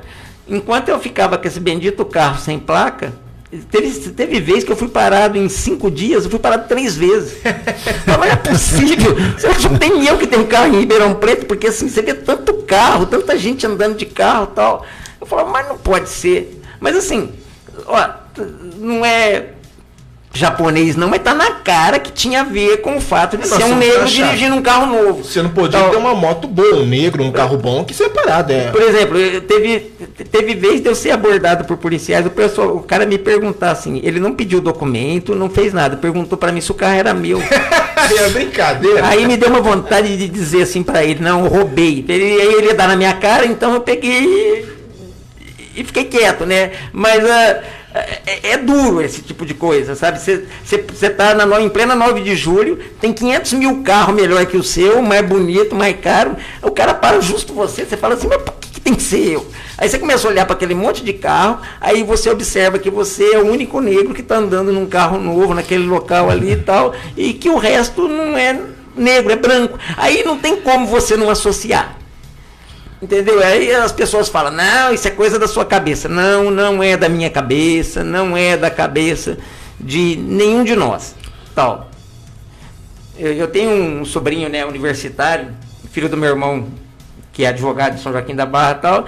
Ele me contando que faz Federal de São Carlos, estava correndo, ele é atleta, tal, trabalha no Sesc, inclusive, professor, estava correndo numa calçada lá, diz que de repente ele é um negro alto, fortão, tal, e vem correndo por essa calçada, tal, fazendo exercício, todo paramentado, tal. Diz que a moça viu ele, bateu correndo num portão e pediu para entrar para dentro, pensou que ele ia ser assaltado. Eu nunca vi um negócio desse na minha vida. Aqui todo mundo corre na rua, no Brasil hoje, talvez pessoas correndo na calçada aqui em Ribeirão Preto. Aposto minha alma que se fosse um branco, forte, grande, correndo, ninguém ia entrar correndo para dentro de nenhuma casa achando que ia ser assaltado. E parar e ficar falar que lindo, né? Então são coisas assim que não dá, sabe? Aí as pessoas, não, porque não acontece. Acontece todos os dias e a gente está cansado. E a gente fica invocado, entendeu? Porque assim, a gente sabe que é por causa da cor da pele. Porque não tem outra explicação. Não adianta querer dizer que todo mundo é abordado pela polícia igualmente, porque todo mundo não é abordado pela polícia igualmente, sabe? Eu acho que os governantes, né, que deveriam cuidar de todos os brasileiros e cuidar da maioria da população, precisava rever esses protocolos. Eu não sei o que eles ensinam para os soldados que patrulham as ruas, mas esses protocolos precisavam ser revistos.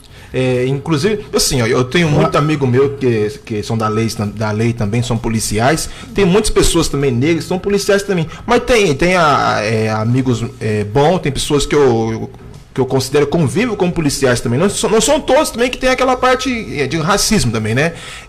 Igual você anda pela rua. Uma vez um amigo me falou assim: meu carro quebrou, você leva no mecânico pra mim? Eu falei: levo.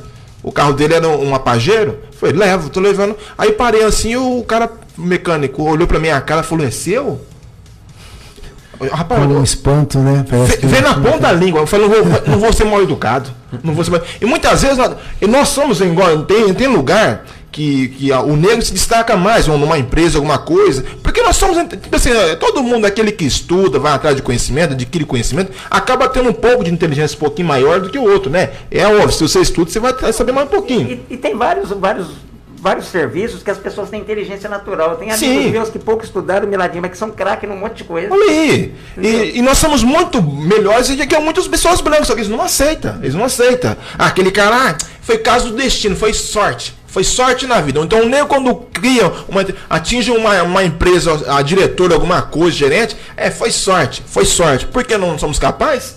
Então, nós estamos numa sociedade hoje que ela tenta empurrar o negro para longe. Mas ainda bem que tem pessoas que acordam e gostam da nossa cor, que puxa para dentro, né? Empurra para fora, o outro puxa para dentro. Então, graças a Deus, não podemos aceitar. Um dia eu sempre falo, se me discriminar, rapaz, eu sou bravo. Você me viu bravo? Não, professor, eu sou bravo. Eu falo mesmo.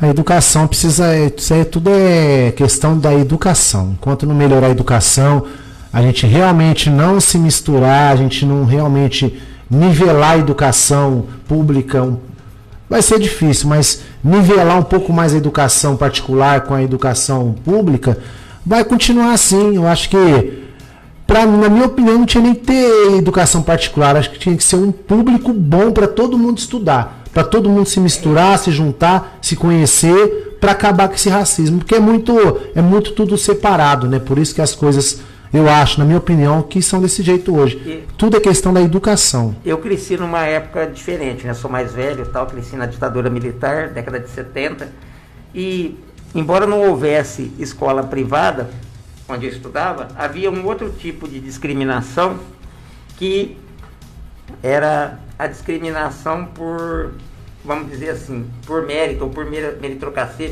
merecimento. Eles separavam os alunos por notas. Então, os alunos que tiravam as notas mais altas eram ajuntados numa determinada sala. Então, tudo aquilo que hoje em dia está comprovado que é errado. Se você pegar as análises, por exemplo, da USP, da Universidade Federal do Rio de Janeiro e de outras universidades sobre, por exemplo, alunos cotistas, o desempenho dos alunos cotistas, no geral, é melhor do que muitos alunos que entraram direto pelo vestibular. E assim, está provado, Meladinho, que a diversidade nos torna melhores. Então, por exemplo, se você colocar, por exemplo, vamos dizer assim, todos os bagunceiros na mesma sala, ninguém vai conseguir dar aula naquela sala. Isso não tem lógica nenhuma, não sei de onde alguém tira essas ideias brilhantes. A gente ajuda, quer dizer, aí você está fazendo o quê? Um processo de discriminação, um processo de segregação, e a coisa só torna pior. Aquelas pessoas dificilmente terão alguma chance de melhorar. Então, para a gente, em todos os sentidos, né, observo isso nos outros campos da vida também, o melhor é a gente misturar, o melhor é a gente equilibrar o jogo, tal, dividir as pessoas conforme suas habilidades, tal, porque você tendo esse convívio entre aquele que é melhor nisso, melhor naquilo, tal, e pregar que as pessoas colaborem entre si, porque à medida em que as pessoas se tornarem mais colaborativas, né, um acaba suprindo a deficiência do outro e a coisa vai melhorando para todo mundo. Agora, né, tem gente que vamos dizer assim, incurável, que aposta na segregação o tempo todo, aposta na discriminação o tempo todo, porque assim, a gente vive num mundo que é tão estranho, que de vez em quando eu vejo a pessoa falar assim, mas eu não gosto do fulano. Aí você fala assim para a pessoa, mas por que você não gosta dele? Você nem conhece ele, é impossível não gostar. Ou assim, meu santo não bateu com dele. Isso tá resumido naquela frase, eu não fico a tua cara, eu acho engraçado. Eu quero risada com isso, isso não tem pé nem cabeça. Mas isso é um maldito senso comum, entendeu? É essa coisa assim, que ninguém entende o porquê. Você nem conhece a pessoa, como é que você sabe se você gosta dela ou não? E outra, por que eu posso não gostar de uma pessoa que sequer teve contato comigo? Essa pessoa não me fez nada. Qual a lógica disso? Isso não tem pé nem cabeça. Mas assim, é comum a gente ver esse comportamento em sociedade. É muito difícil. Eu creio que as pessoas têm que mudar. Acho que através da educação, como o Cleber falou, nós temos que trabalhar em cima disso. Eu sempre eu passo, o meu filho, eu vou mandar um abraço para ele, um abraço, viu, Arthur? Papai te ama, viu? Eu sempre falo para ele, né, que independente da pessoa, do que ela tem, deixa de ser, ela tem que ser respeitada, professor. Tem que ser respeitado, enquanto na sociedade, se ela está lá em cima, se ela está lá embaixo, se ela tem dinheiro, se ela não tem, dos valores, né? Independente dos valores, ela tem que ser respeitada em qualquer lugar da nossa cidade, do nosso país. Porque Ribeirão Preto é uma cidade muito boa. E é uma cidade, se você for pegar, hoje tem a maioria das pessoas com habitadas, nós somos negros, né, da cidade, né? E nós estamos crescendo. E eu falo, aquela pessoa que é racista, mas se ela for fazer algum exame, se saísse alguma coisa, ela tem um pé na senzala. Não fica graça, não, que tem um pé na senzala. Então não adianta, entendeu? É que nós sempre falamos assim, tudo é por meio do respeito, né? E isso poderia colocar muito nas escolas, né, professor? Tinha que ter, né, esse tipo essa matéria, né? Então, mas assim... Mas eu acho que o respeito vem de casa, né? O professor já tem muita coisa... Tem muita coisa que a escola poderia fazer e não faz. Por exemplo, a gente tem que debater essas coisas do cotidiano. Muitas vezes a gente fica preocupado só com a parte, vamos dizer assim, do conteúdo, né, a matéria que a gente tem que dar em si para o cara prestar vestibular, para o cara ter determinados conhecimentos, e esquece um pouco do lado humano. Então, se a gente não fizer essas mediações, porque, vamos pegar o seguinte, pensa bem, hoje em dia o pai e a mãe saem para trabalhar cedo. Então, o contato do pai e da mãe com o filho, ele é pequeno, porque assim, aí a mãe chega de noite, tá ali, vai fazer comida, daí a pouco, tem mãe, por exemplo, que ajuda um pouco na tarefa, outras nem ajudam, então, quem fica com os alunos a maior parte do tempo são os professores. Então, assim, a gente tem que ter essa sensibilidade, de estar, assim, é lógico que nenhum de nós substituímos pai e não substituímos mãe, mas assim, fazer o debate mais geral daquilo que acontece, por exemplo, não pode passar pela escola, por exemplo, sem você discutir questões de racismo, questão de sexualidade e tal. Esses temas afetam a vida de todo mundo, não tem como discutir essas coisas. Aí a gente fica ouvindo uns despreparados falarem aí na televisão o tempo todo tal. Não, isso tem que deixar para a família. Que deixar para qual família você está se referindo?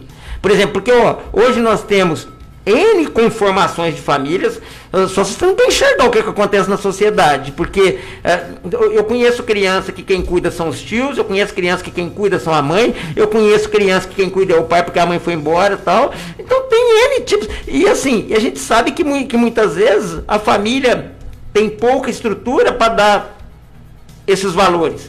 Então qual é o problema da escola cumprir esse papel? A gente já está ali mesmo todos os dias, o aluno fica com a gente o tempo todo. Por exemplo, durante todo o meu tempo que eu fiquei na sala de aula na prefeitura municipal, eu cansava de discutir essas coisas e de ouvir problemas pessoais de criança e de dar uma orientação, de dar um conforto. É lógico que eu não sou pai dela, eu sei disso, não precisa me dizer, tal. Mas eu acho que faz parte daquilo que eu faço. Não consigo entender de outra forma. Ou eu vou dizer, não, se é problema seu, se vira, vai falar com seu pai, com a sua mãe. Não, acho que não. Errado. E quando eu falo assim, o professor, nivelar a educação, não estou me referindo aos professores, que a maioria dos professores são excelentes. Nivelar em matéria de condições de trabalho, em condições de meio ambiente, para os professores trabalharem melhor, né? Condições, né? Condições. Coloca condições. Meladinho, Kleber, mesmo porque os professores da rede pública são os professores das escolas particulares. É o mesmo, é que nem os médicos. Então não muda. A questão é o local, a questão é a remuneração, a estrutura, né? A estrutura que você coloca à disposição.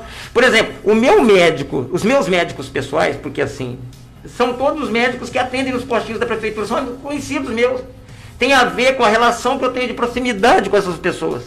O fato deles serem meus médicos. Aí, é lógico, a gente vai no consultório, por exemplo, né, tem um médico que eu gosto muito, meu médico da próstata, eu falo de próstata, né, o Dr. Newton Raguiante, a gente fica lá meia hora conversando. Mas é lógico que no consultório dele eu posso conversar com ele meia hora, não tem uma fila de gente lá atrás esperando, entendeu? Ele deve reservar de meia hora a 40 minutos para cada um, porque a gente entra, senta lá toda vez, bate papo, tal, depois vem o outro. Agora, como é que você vai fazer isso no postinho? É difícil. Não tem condições. E eu falo, nós temos vários professores hoje com estrutura para dar uma aula de qualidade, para dar uma aula assim, com bastante conhecimento. O que falta, em contrapartida, é a prefeitura dar estrutura e o local. Até falta material de vez em quando, né, professor? Assim, apesar de faltar as coisas às vezes, a gente está sempre ali no sindicato atuando no sentido de estar cobrando da prefeitura isso e tal. A prefeitura de Ribeirão Preto ainda tem um sistema perto do que eu vejo por aí muito bom, porque vou te falar para você, né? A gente tem carências nesse Brasil, eu já viajei para vários lugares, vi diferentes modelos de escola, tal, locais, tem locais que as pessoas têm que realmente superar, tal, e tem locais no Brasil em que a condição salarial é tão ruim que as pessoas só não recebem abaixo do salário mínimo porque existe uma política nacional que foi criada em 2011, que é o piso nacional, que garante uma complementação. Então, tem dinheiro do Fundeb e se complementa. Aliás, né, só para que todos os brasileiros saibam, e todos que estão nos ouvindo também, a gente tem uma briga muito grande agora pela renovação do Fundeb, porque você sabe, Meladinho, que ele está acabando esse ano, e que se não for renovado, principalmente as cidades que têm menos recursos ficarão sem dinheiro para manter seus sistemas de ensino, porque Ribeirão Preto é uma cidade que arrecada mais, então a gente tem mais dinheiro da cidade. Agora, tem município que não consegue fazer frente ao seu sistema de educação, o dinheiro da cidade só não dá para bancar. Então, por exemplo, o que um prefeito faria numa cidade, por exemplo, se faltasse dinheiro para a educação? A educação só é obrigatória, né? A maioria das pessoas não sabem disso, a partir dos 4 anos de idade, ela é obrigatória. Então, você cortaria o quê? Aquilo que a lei não protege, que você pode cortar. Você cortaria as creches, que são as crianças de 0 a 3 anos, que fica tomando conta das crianças, né? Por exemplo, a maioria dos filhos ficam 8 horas na creche com as professoras, tal, para as mães poderem trabalhar, poder cuidar da sua vida, tal. E os pais também, né, mãe e pai. Então, o que acontece? A gente tem que estar atento a essa discussão, nós estamos pressionando o Congresso Nacional para aprovar essa lei até agora, no meio do ano, porque precisa entrar no orçamento do ano que vem. Porque o pessoal comum não é acostumado com essa história de orçamento, mas o orçamento ele é aprovado no máximo até ali para agosto.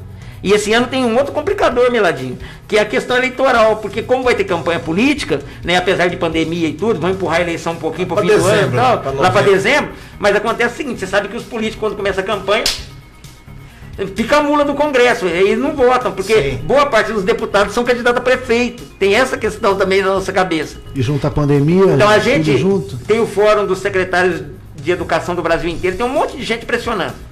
Né, agentes dos sindicatos e tal. Por quê? A gente precisa dessa lei aprovada para dar continuidade ao Fundeb e tal, para a gente poder ter sustentação na educação. É o que eu falo assim, professor, eu sempre falo da educação e da saúde. São as duas partes principais hoje no município para girar. Se tem uma saúde de qualidade com investimento, o negócio gira, né? se tem uma educação que os professores tenham condições de trabalhar, e nós temos muitos casos também, agora nessa pandemia agora, os pais vão dar muito mais valor nos professores agora. Porque tem pai que você olha assim, que o professor não vai falar nada do filho, ele vai falar nada do filho, que o pai fica todo uma arara, né? Agora estão vendo em casa os filhos bonitinhos que eles têm, bagunceiros. Se tiver uma mãe que tem filho na creche, falou: menino, não vejo a hora de começar a creche logo. O médico derrubou a casa inteira. Quando a professora chega e fala: mãe, ele não se comportou hoje, ele tá meio elétrico, né? Por quê? Meu filho não para por quê? Acho que o professor tá falando mal do filho. Não é.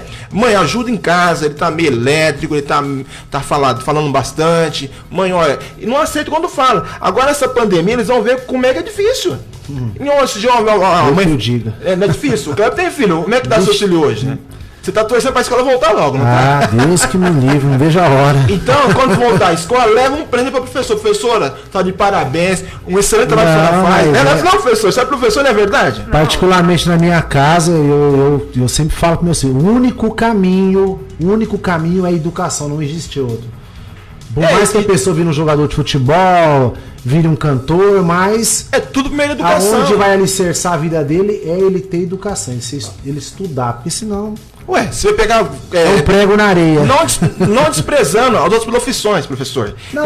Tudo é primeiro da educação. Você tem um médico de qualidade hoje, um advogado de qualidade, um engenheiro com cálculo com qualidade. Tudo por meio da educação. Sim, todo profissional tem que estudar, senão não se torna profissional. Eu amo música, Kleber, mas assim, tem vários cantores que eu gosto de gravar minhas músicas no pendrive, vou ouvindo no carro e tal, que eu escuto a música deles, mas eu sou incapaz de ouvi-los dar qualquer entrevista. Ninguém dá conta do que eles falam, sabe? Eu falo assim, gente, como o cara pode ser? Porque assim, o cara tá ganhando uma certa quantidade de dinheiro, porque eu sei, porque eu acompanho e tal, mas ele não se preocupa em ter uma formação mais ampla, de ver a situação do meio tal que ele tá ali, até da música, até em questão de música, às vezes o cara não se aperfeiçoa, ele não melhora o padrão dele para conversar. E hoje tem muita informação, então, né, professor? A informação está disponível, só a gente vai na internet, a gente acha a informação, a gente dá uma filtrada para não pegar coisa ruim e ver aquilo que a gente pode usar. Tal. Né?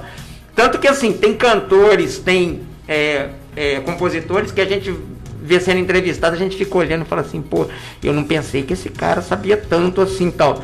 Aí, como eu sou curioso, eu pego e já... Tá eu e minha filha lá, né, tal. A minha filha é minha companheira eterna, o moleque é mais na dele e tal, mas também é um companheirão, a gente faz muita parte física junto, tal. Abraço, Fredinho, abraço, Luísa. O que acontece? Ela fala assim, pai, já estou pesquisando aqui. Então, a gente tá vendo um filme, a gente vai olhando o que o diretor fez, o que a atriz fez, como é que é o negócio, tal. Porque é o seguinte, não dá só para você ver o negócio e não ter uma informação geral de como aquilo funciona, o que a pessoa pensa, o que ela faz. Então, hoje em dia, isso é normal, tal. E assim, porque essas pessoas são pessoas públicas, assim como nós, quando fazemos isso aqui, como ONG, você se torna pessoa pública, não tem o que fazer com esse negócio. Então a sua vida vai ser pesquisada, vai ser escrutinada. Sinto muito, como isso é, faz parte do que a gente faz. Toma pedrada, como é? Falar pra você, rapaz, depois quando eu comecei o programa, meu Deus do céu. Toda semana é uma coisa, é uma novidade. É que eu falo assim, ó. Tudo é por meio da educação, professor. E eu lia muito pouco, hoje estou lendo bastante, porque eu tenho que ficar informado das coisas, tenho que pesquisar mais. Então isso faz parte. É até bom. A minha leitura melhorou bastante, minha leitura. Você começa a ler mais, você começa a se informar mais, isso é muito importante, né? E você vê pessoas hoje que não podem. Antigamente os professores eram mais respeitados que hoje, eu acho. Professor, hoje, sim... O ensino público, eu não sei o que aconteceu com o ensino público, porque eu estudei numa época que você saía do primeiro ano já sabendo ler, eu falo isso por mim. Hoje tem aluno que está no primeiro colegial e não sabe ler ainda, isso é um absurdo, eu não consigo entender o que está acontecendo. Um pouco da criação em casa, que antigamente os pais sentavam com os filhos, hoje na decorrência da vida hoje, não tem se fala assim, a educação. Antigamente pensava assim, o filho vai para a escola para ser educado. Não, a educação vem de casa, o filho vai ser ensinado na escola, não é isso? Então, mas aí também, querido, essa é uma outra discussão ampla. Acho que tem um conjunto de fatores, né, que entra nisso que o Kleber está falando. Porque por exemplo, lá em casa eu sou professor, minha esposa é assistente social, a gente acompanha bem a educação. Por exemplo, a menina é mais dedicada à leitura, tal. O moleque eu marco ele cerrado, tal, nesse sentido, porque fala, ó, não dá para ficar nesse negócio de internet e tal, tudo abreviado, porque hoje em dia a gente teve uma mudança muito grande com essa questão da introdução das redes sociais. Se você bobear, você vicia tanto nesse negócio aqui de tudo abreviado, tudo simplificado e tal, e o que isso aqui faz? Isso aqui toma de você, muitas vezes, a sua capacidade, né, o celular, de pensar. Porque o que acontece? Tem programas de computador, por exemplo, de celular, que você fala, ele escreve para você, ele já escreve certo, já faz tudo. Por exemplo, eu tenho amigos meus, que, lógico que não vou dizer o nome aqui, tal, mas assim, que usam programas de correção de texto o tempo todo, tal, entendeu? Eu sou de um tempo, né, da velha geração, posso dizer assim, que eu vou fazer 56 anos. Tá novo, o que acontece? A gente era treinado pra gente criar o texto, pra gente escrever, a gente se corrigir, tal. Tanto que todo mundo que recebe minhas mensagens de celular fala assim, Donizete, não precisa escrever tudo textualmente como você faz, como se você estivesse escrevendo na lousa, tal. Falando, eu não sei escrever de outro jeito. E assim, na minha cabeça, né, a língua, porque tem gente que não pensa assim, mas a língua nossa, né, ela é uma coisa viva, ela se modifica, etc e tal, mas a língua, ela é o quê? Ela é uma legislação, tem uma lei que define o que é língua, o que é certo e o que é errado em português. Não é de qualquer jeito. É como se a gente pudesse usar qualquer coisa em qualquer momento. Então, por isso que a gente distingue, né, o que é linguagem coloquial do que é linguagem formal. E eu acho que o domínio da linguagem formal, ele é essencial para quem quer ir para qualquer lugar em termos educacionais. É lógico que eu vou chegar numa rodinha dos meus amigos lá do bairro e vou ficar gastando português. Não é isso que também vai... Então, senão você fica parecendo snob. Mas acontece o seguinte, na cabeça da gente, a gente tem que ter a exata noção do que é certo e do que é errado. Por exemplo, se você vai reivindicar, por exemplo, você vai falar com um político, por exemplo, eu tive a oportunidade em N vezes de negociar com um deputado, negociar com um vereador, negociar com um prefeito, tal. Eu vou chegar lá e não vou saber me expressar, como é que eu lido com isso? Então, assim, a gente saber se expressar na forma culta é essencial para a gente reivindicar melhores condições de vida. Então, inclusive, reivindicar melhores condições de vida, reivindicar, por exemplo, uma rua para o bairro, porque eu fui fundador da associação de bairro lá no Jardim Juliana. Então, a gente ia direto brigar até fazer aquela Henri Nestlé lá. Aquilo lá, nós brigamos por 10 anos por causa daquilo lá. Olha só. Entendeu? O povo nem sabe o que a gente estava fazendo e a gente estava fazendo. Então, e não é para ganhar mérito, é para melhorar o acesso ao bairro, porque eu também ando de carro. E muitas pessoas que moram lá não sabem, falam, acho que legal, mas não sabem quem brigou para ganhar as ruas, né? N pessoas, assim, tem pelo menos um grupo de 10, 15 pessoas que estava sempre ali. Sabe aquelas, assim como aquelas mães que ajudam na escola, porque assim, tem 500 mães, vamos colocar assim. Quando eu falo mãe, assim, só para generalizar, mas tem sempre um grupo que está mais ali. Está mais engajado. E mais engajado, aquele grupo que ajuda, entendeu? Isso faz muita diferença. É quando a própria sociedade participa, né? Não, porque na verdade, né, isso é um exercício da cidadania. Por exemplo, por isso que eu falei no começo, né? A gente tem que viver e vivenciar a cidade e tal. Não dá pra você andar e não prestar atenção no que está acontecendo. Pô, nós vamos viver que nem zumbi? Andando em linha reta, sem prestar atenção no que está acontecendo à nossa volta.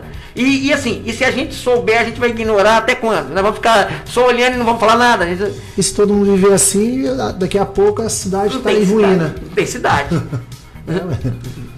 É isso aí, você está acompanhando o nosso programa, o programa Voz da Cidade de Ribeirão Preto. Está comigo o Kleber, que é músico, né? E o nosso professor de História, Donizete, né? E o nosso programa hoje estamos falando um pouco sobre a cidade, sobre a nossa parte do racismo que predomina ainda, né? Falta de respeito que não tem com as pessoas, né? E, professor, vamos cantar parabéns para a cidade? Vamos, então lá? Eita, Ribeirão Preto, hein? Professor, nós estamos no aniversário da cidade. O que você hoje acha que poderia melhorar a cidade hoje? Que colocaria melhor a cidade nos trilhos, em termos de educação, da história de Ribeirão Preto? O que melhoraria a cidade seriam... A gente tem em Ribeirão Preto a eleição de pessoas sérias, comprometidas com as mudanças em nossa cidade. Não estou dizendo aqui que nós vamos encontrar alguém perfeito amanhã e tal na eleição, que seja capaz de resolver todos os problemas. Mas nós precisamos de alguém em Ribeirão Preto, né, ou de algumas pessoas que realmente dialoguem com a população, dialoguem com toda a cidade, né, não com apenas uma parte da cidade, e que seja, vamos dizer assim, seja claro, seja honesto, seja transparente, ó, isso dá para fazer, isso não dá, o dinheiro é X, a gente tem mais carências do que dinheiro suficiente. O que você, população desse bairro, Jardim Juliana, onde eu moro, por exemplo, acha que seria mais compatível que fosse feito nesse momento, tal? Você do Ribeirão Verde, você do Parque Ribeirão Preto, você do Quintino, porque a gente precisa, né, ser ouvido. Às vezes, né, os políticos que nós elegemos só nos procuram em épocas de eleição. É como se a gente só servisse para apertar uma tecla na hora da votação. Nós temos aspirações, nós temos anseios e nós queremos ser ouvidos sobre os problemas e sobre as soluções para a nossa cidade. Então nós precisamos de políticos que nos escutem. É isso aí, Cleber. O que você acha que poderia melhorar Ribeirão Preto, para ficar melhor na cidade? É uma cidade hoje que é uma renda per capita muito boa. Ribeirão Preto é uma das cidades importantes do nosso estado e hoje se encontra abandonada. Poderia ter muitas coisas que poderiam ser feitas para a cidade, na parte de esporte, na parte social.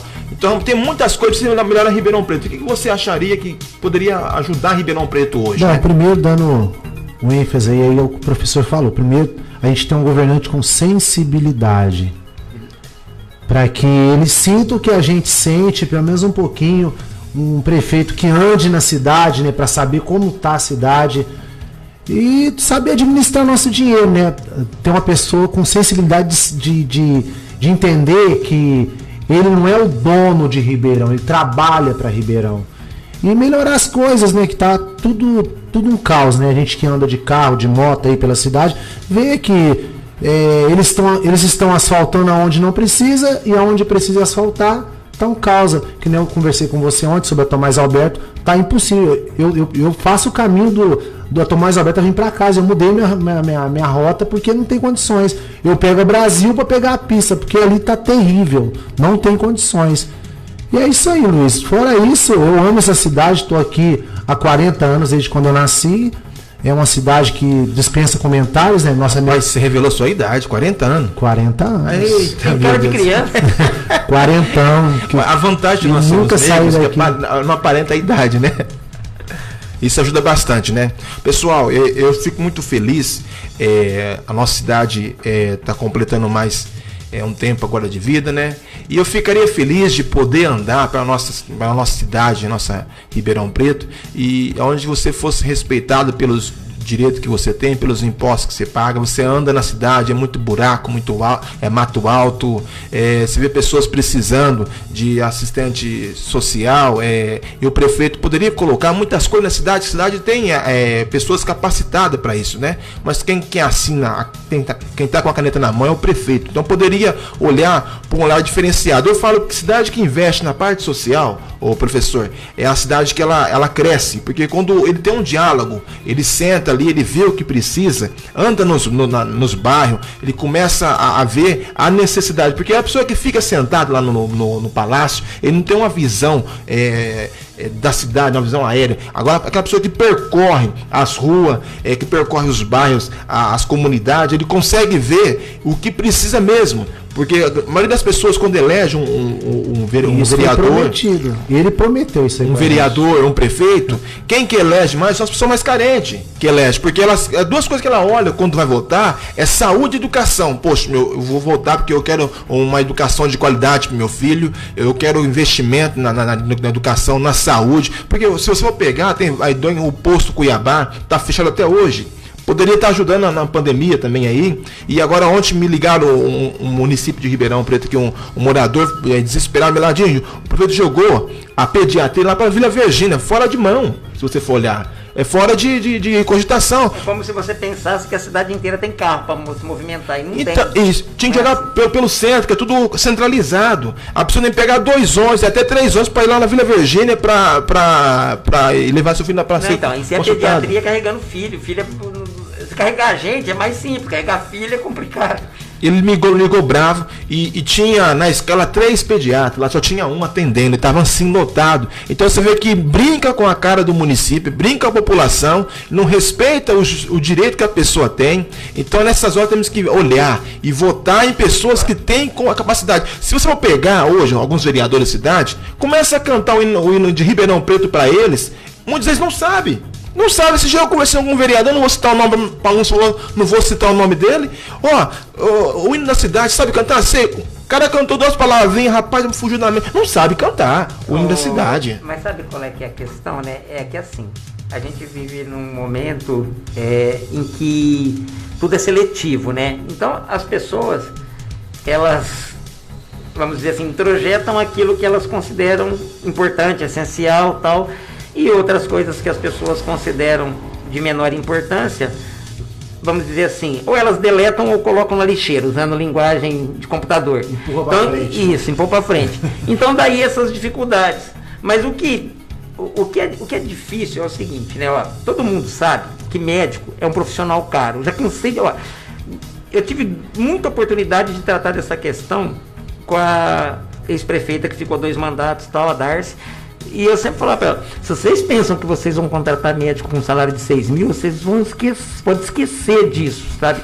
E pediatra piorou porque não tem, ninguém quer ser pediatra, então não tem pediatra, porque cuidar de criança, segundo um amigo meu que é formado em medicina, não dá dinheiro, entendeu? Nós estávamos conversando e falou, Zé, a remuneração de pediatra não é uma boa remuneração. Então, como nós vivemos num sistema que induz as pessoas praticamente a trabalharem naquilo que você ofere mais dinheiro, o que acontece? A pessoa fica lá um montão de tempo estudando para se formar, tal, ela quer o quê? Cuidar de partes do corpo humano, né? Porque é tudo fragmentado, cortar de parte que dê mais dinheiro. Essa é a verdade. Ninguém gosta de falar nisso, mas a verdade é igual essa. Açougue. Então, um come um pedaço baratinho, outro come picanha, vamos dizer assim, filé mignon. Mas, então a questão é essa, Então, custa sentar na bendita secretaria, vamos sentar aqui, vamos achar um jeito de contratar médico, a gente remunera melhor e a gente contrata de acordo com o que dê pra gente ter os médicos suficientes, tal. Se não for assim, cara, vai ficar a vida inteira a gente ouvindo no rádio, abriu concurso para médico e não teve gente inscrito, chamou 10 médicos, apareceu 1, apareceu 2, tal. Então, assim, besteira, não adianta ficar prometendo porque eu vou colocar tanto. Para começar, você colocaria, por exemplo, um montão de gente, né, ou uma grande quantidade de pessoas, por exemplo, se fosse professor, porque tem professor em bastante quantidade no mercado, tal, né? Mesmo porque as faculdades à distância, o que elas mais adoram fazer é formar professores de pedagogia e outras disciplinas à distância. Então tem bastante. Agora, médico, você não tem nessa quantidade, não tem nessa profusão e você não vai conseguir contratar. Então você tem que achar um jeito. O cara que a gente elege para cuidar da cidade, ele é eleito para isso. Depois não adianta ele ficar reclamando que...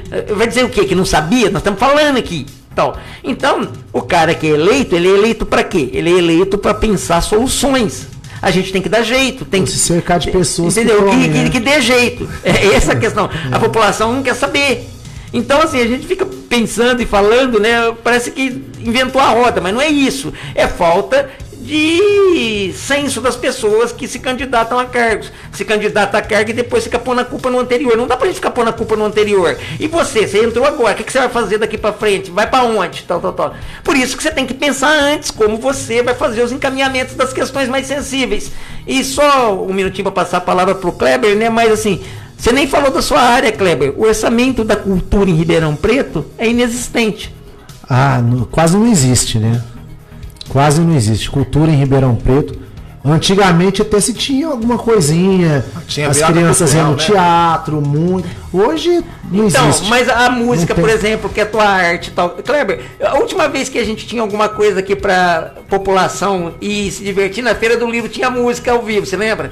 Tal. Aí o que aconteceu? Acabaram com a música ao vivo. A gente não tem um show mais de ninguém, assim, nem dos locais, nem dos de fora, trazido pela cidade. É impossível. Hoje, se você quiser ver um bom show, você tem que pagar, e pagar caro, né? Não, então, mas assim, ó, ele tá falando aqui do Baré, né?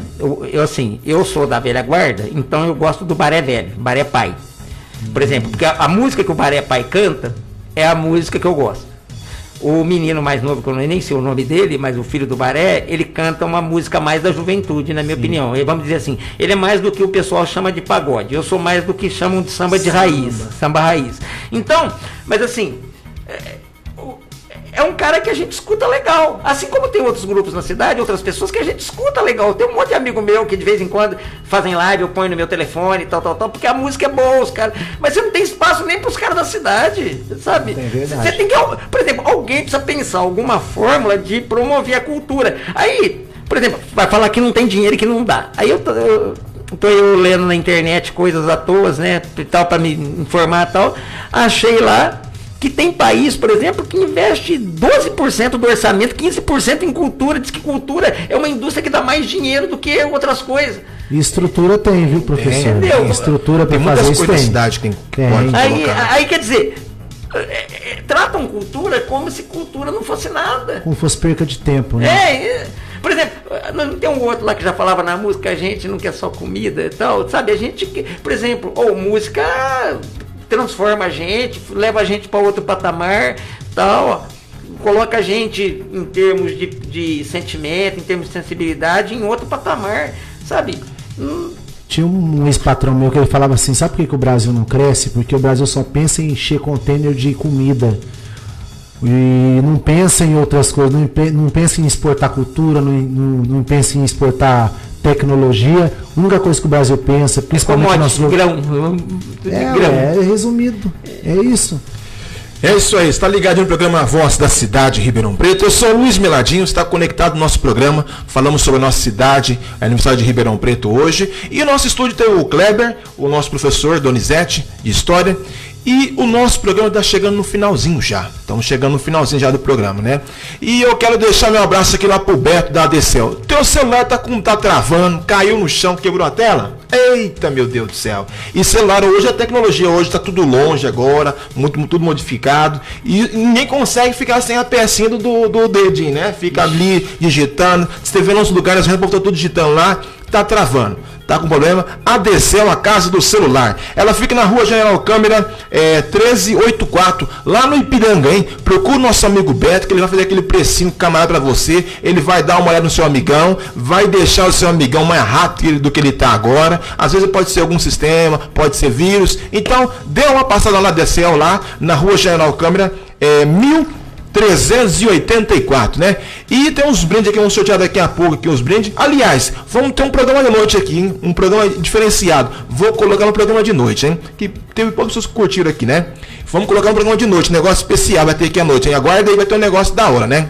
Professor, eu queria mandar um abraço pro povo de Ribeirão Preto. Nós estamos em festa e ao mesmo tempo não estamos em festa por causa da pandemia, né? Não podemos comer bolo, não podemos sair para a cidade, poderia ter Esquadra da Fumaça, ter virada cultural, ter alguma música, mas não podemos aglomerar, né, professor? Eu queria agradecer a oportunidade, Luiz, por estar mais uma vez aqui no seu programa, agradecer a companhia aqui do amigo Kleber e gostaria de mandar um abraço para todos os cidadãos de Ribeirão Preto, né? E fazer aqui um apelo, né, para que todos sejam conscientes na hora de escolher os cidadãos públicos, né, que vão governar a nossa cidade. Acho que as pessoas têm que a gente ficar insistindo nos erros, né? Nós temos que pensar no melhor para a cidade, pensar no melhor para a nossa população e, nesse sentido, é imperativo, né, que as pessoas tenham alguns modelos para fazer as suas análises. Um bom começo, né, para a gente analisar é observar daquilo que foi prometido 4 anos atrás e o que foi cumprido até esse momento. Então, esse é um parâmetro legal. Se a pessoa colocou no programa de governo dela, se ela disse que era possível fazer tais e tais coisas, né, aí a pessoa tem como ver o que ela prometeu, fazer uma comparação e ver se ela merece receber o voto novamente. É isso, deixo meu abraço a todos e muito obrigado mais uma vez, Luiz. Isso aí, um parabéns aí a todos os cidadãos de Ribeirão Preto e ao dia da nossa cidade, completando 164 anos. Deixando um forte abraço para todo mundo que está curtindo aqui a nossa live ao vivo, programa A Voz da Cidade. Mandando um abraço aí para todos que estão hoje, não estão em casa, estão trabalhando. E reforçando aí que o professor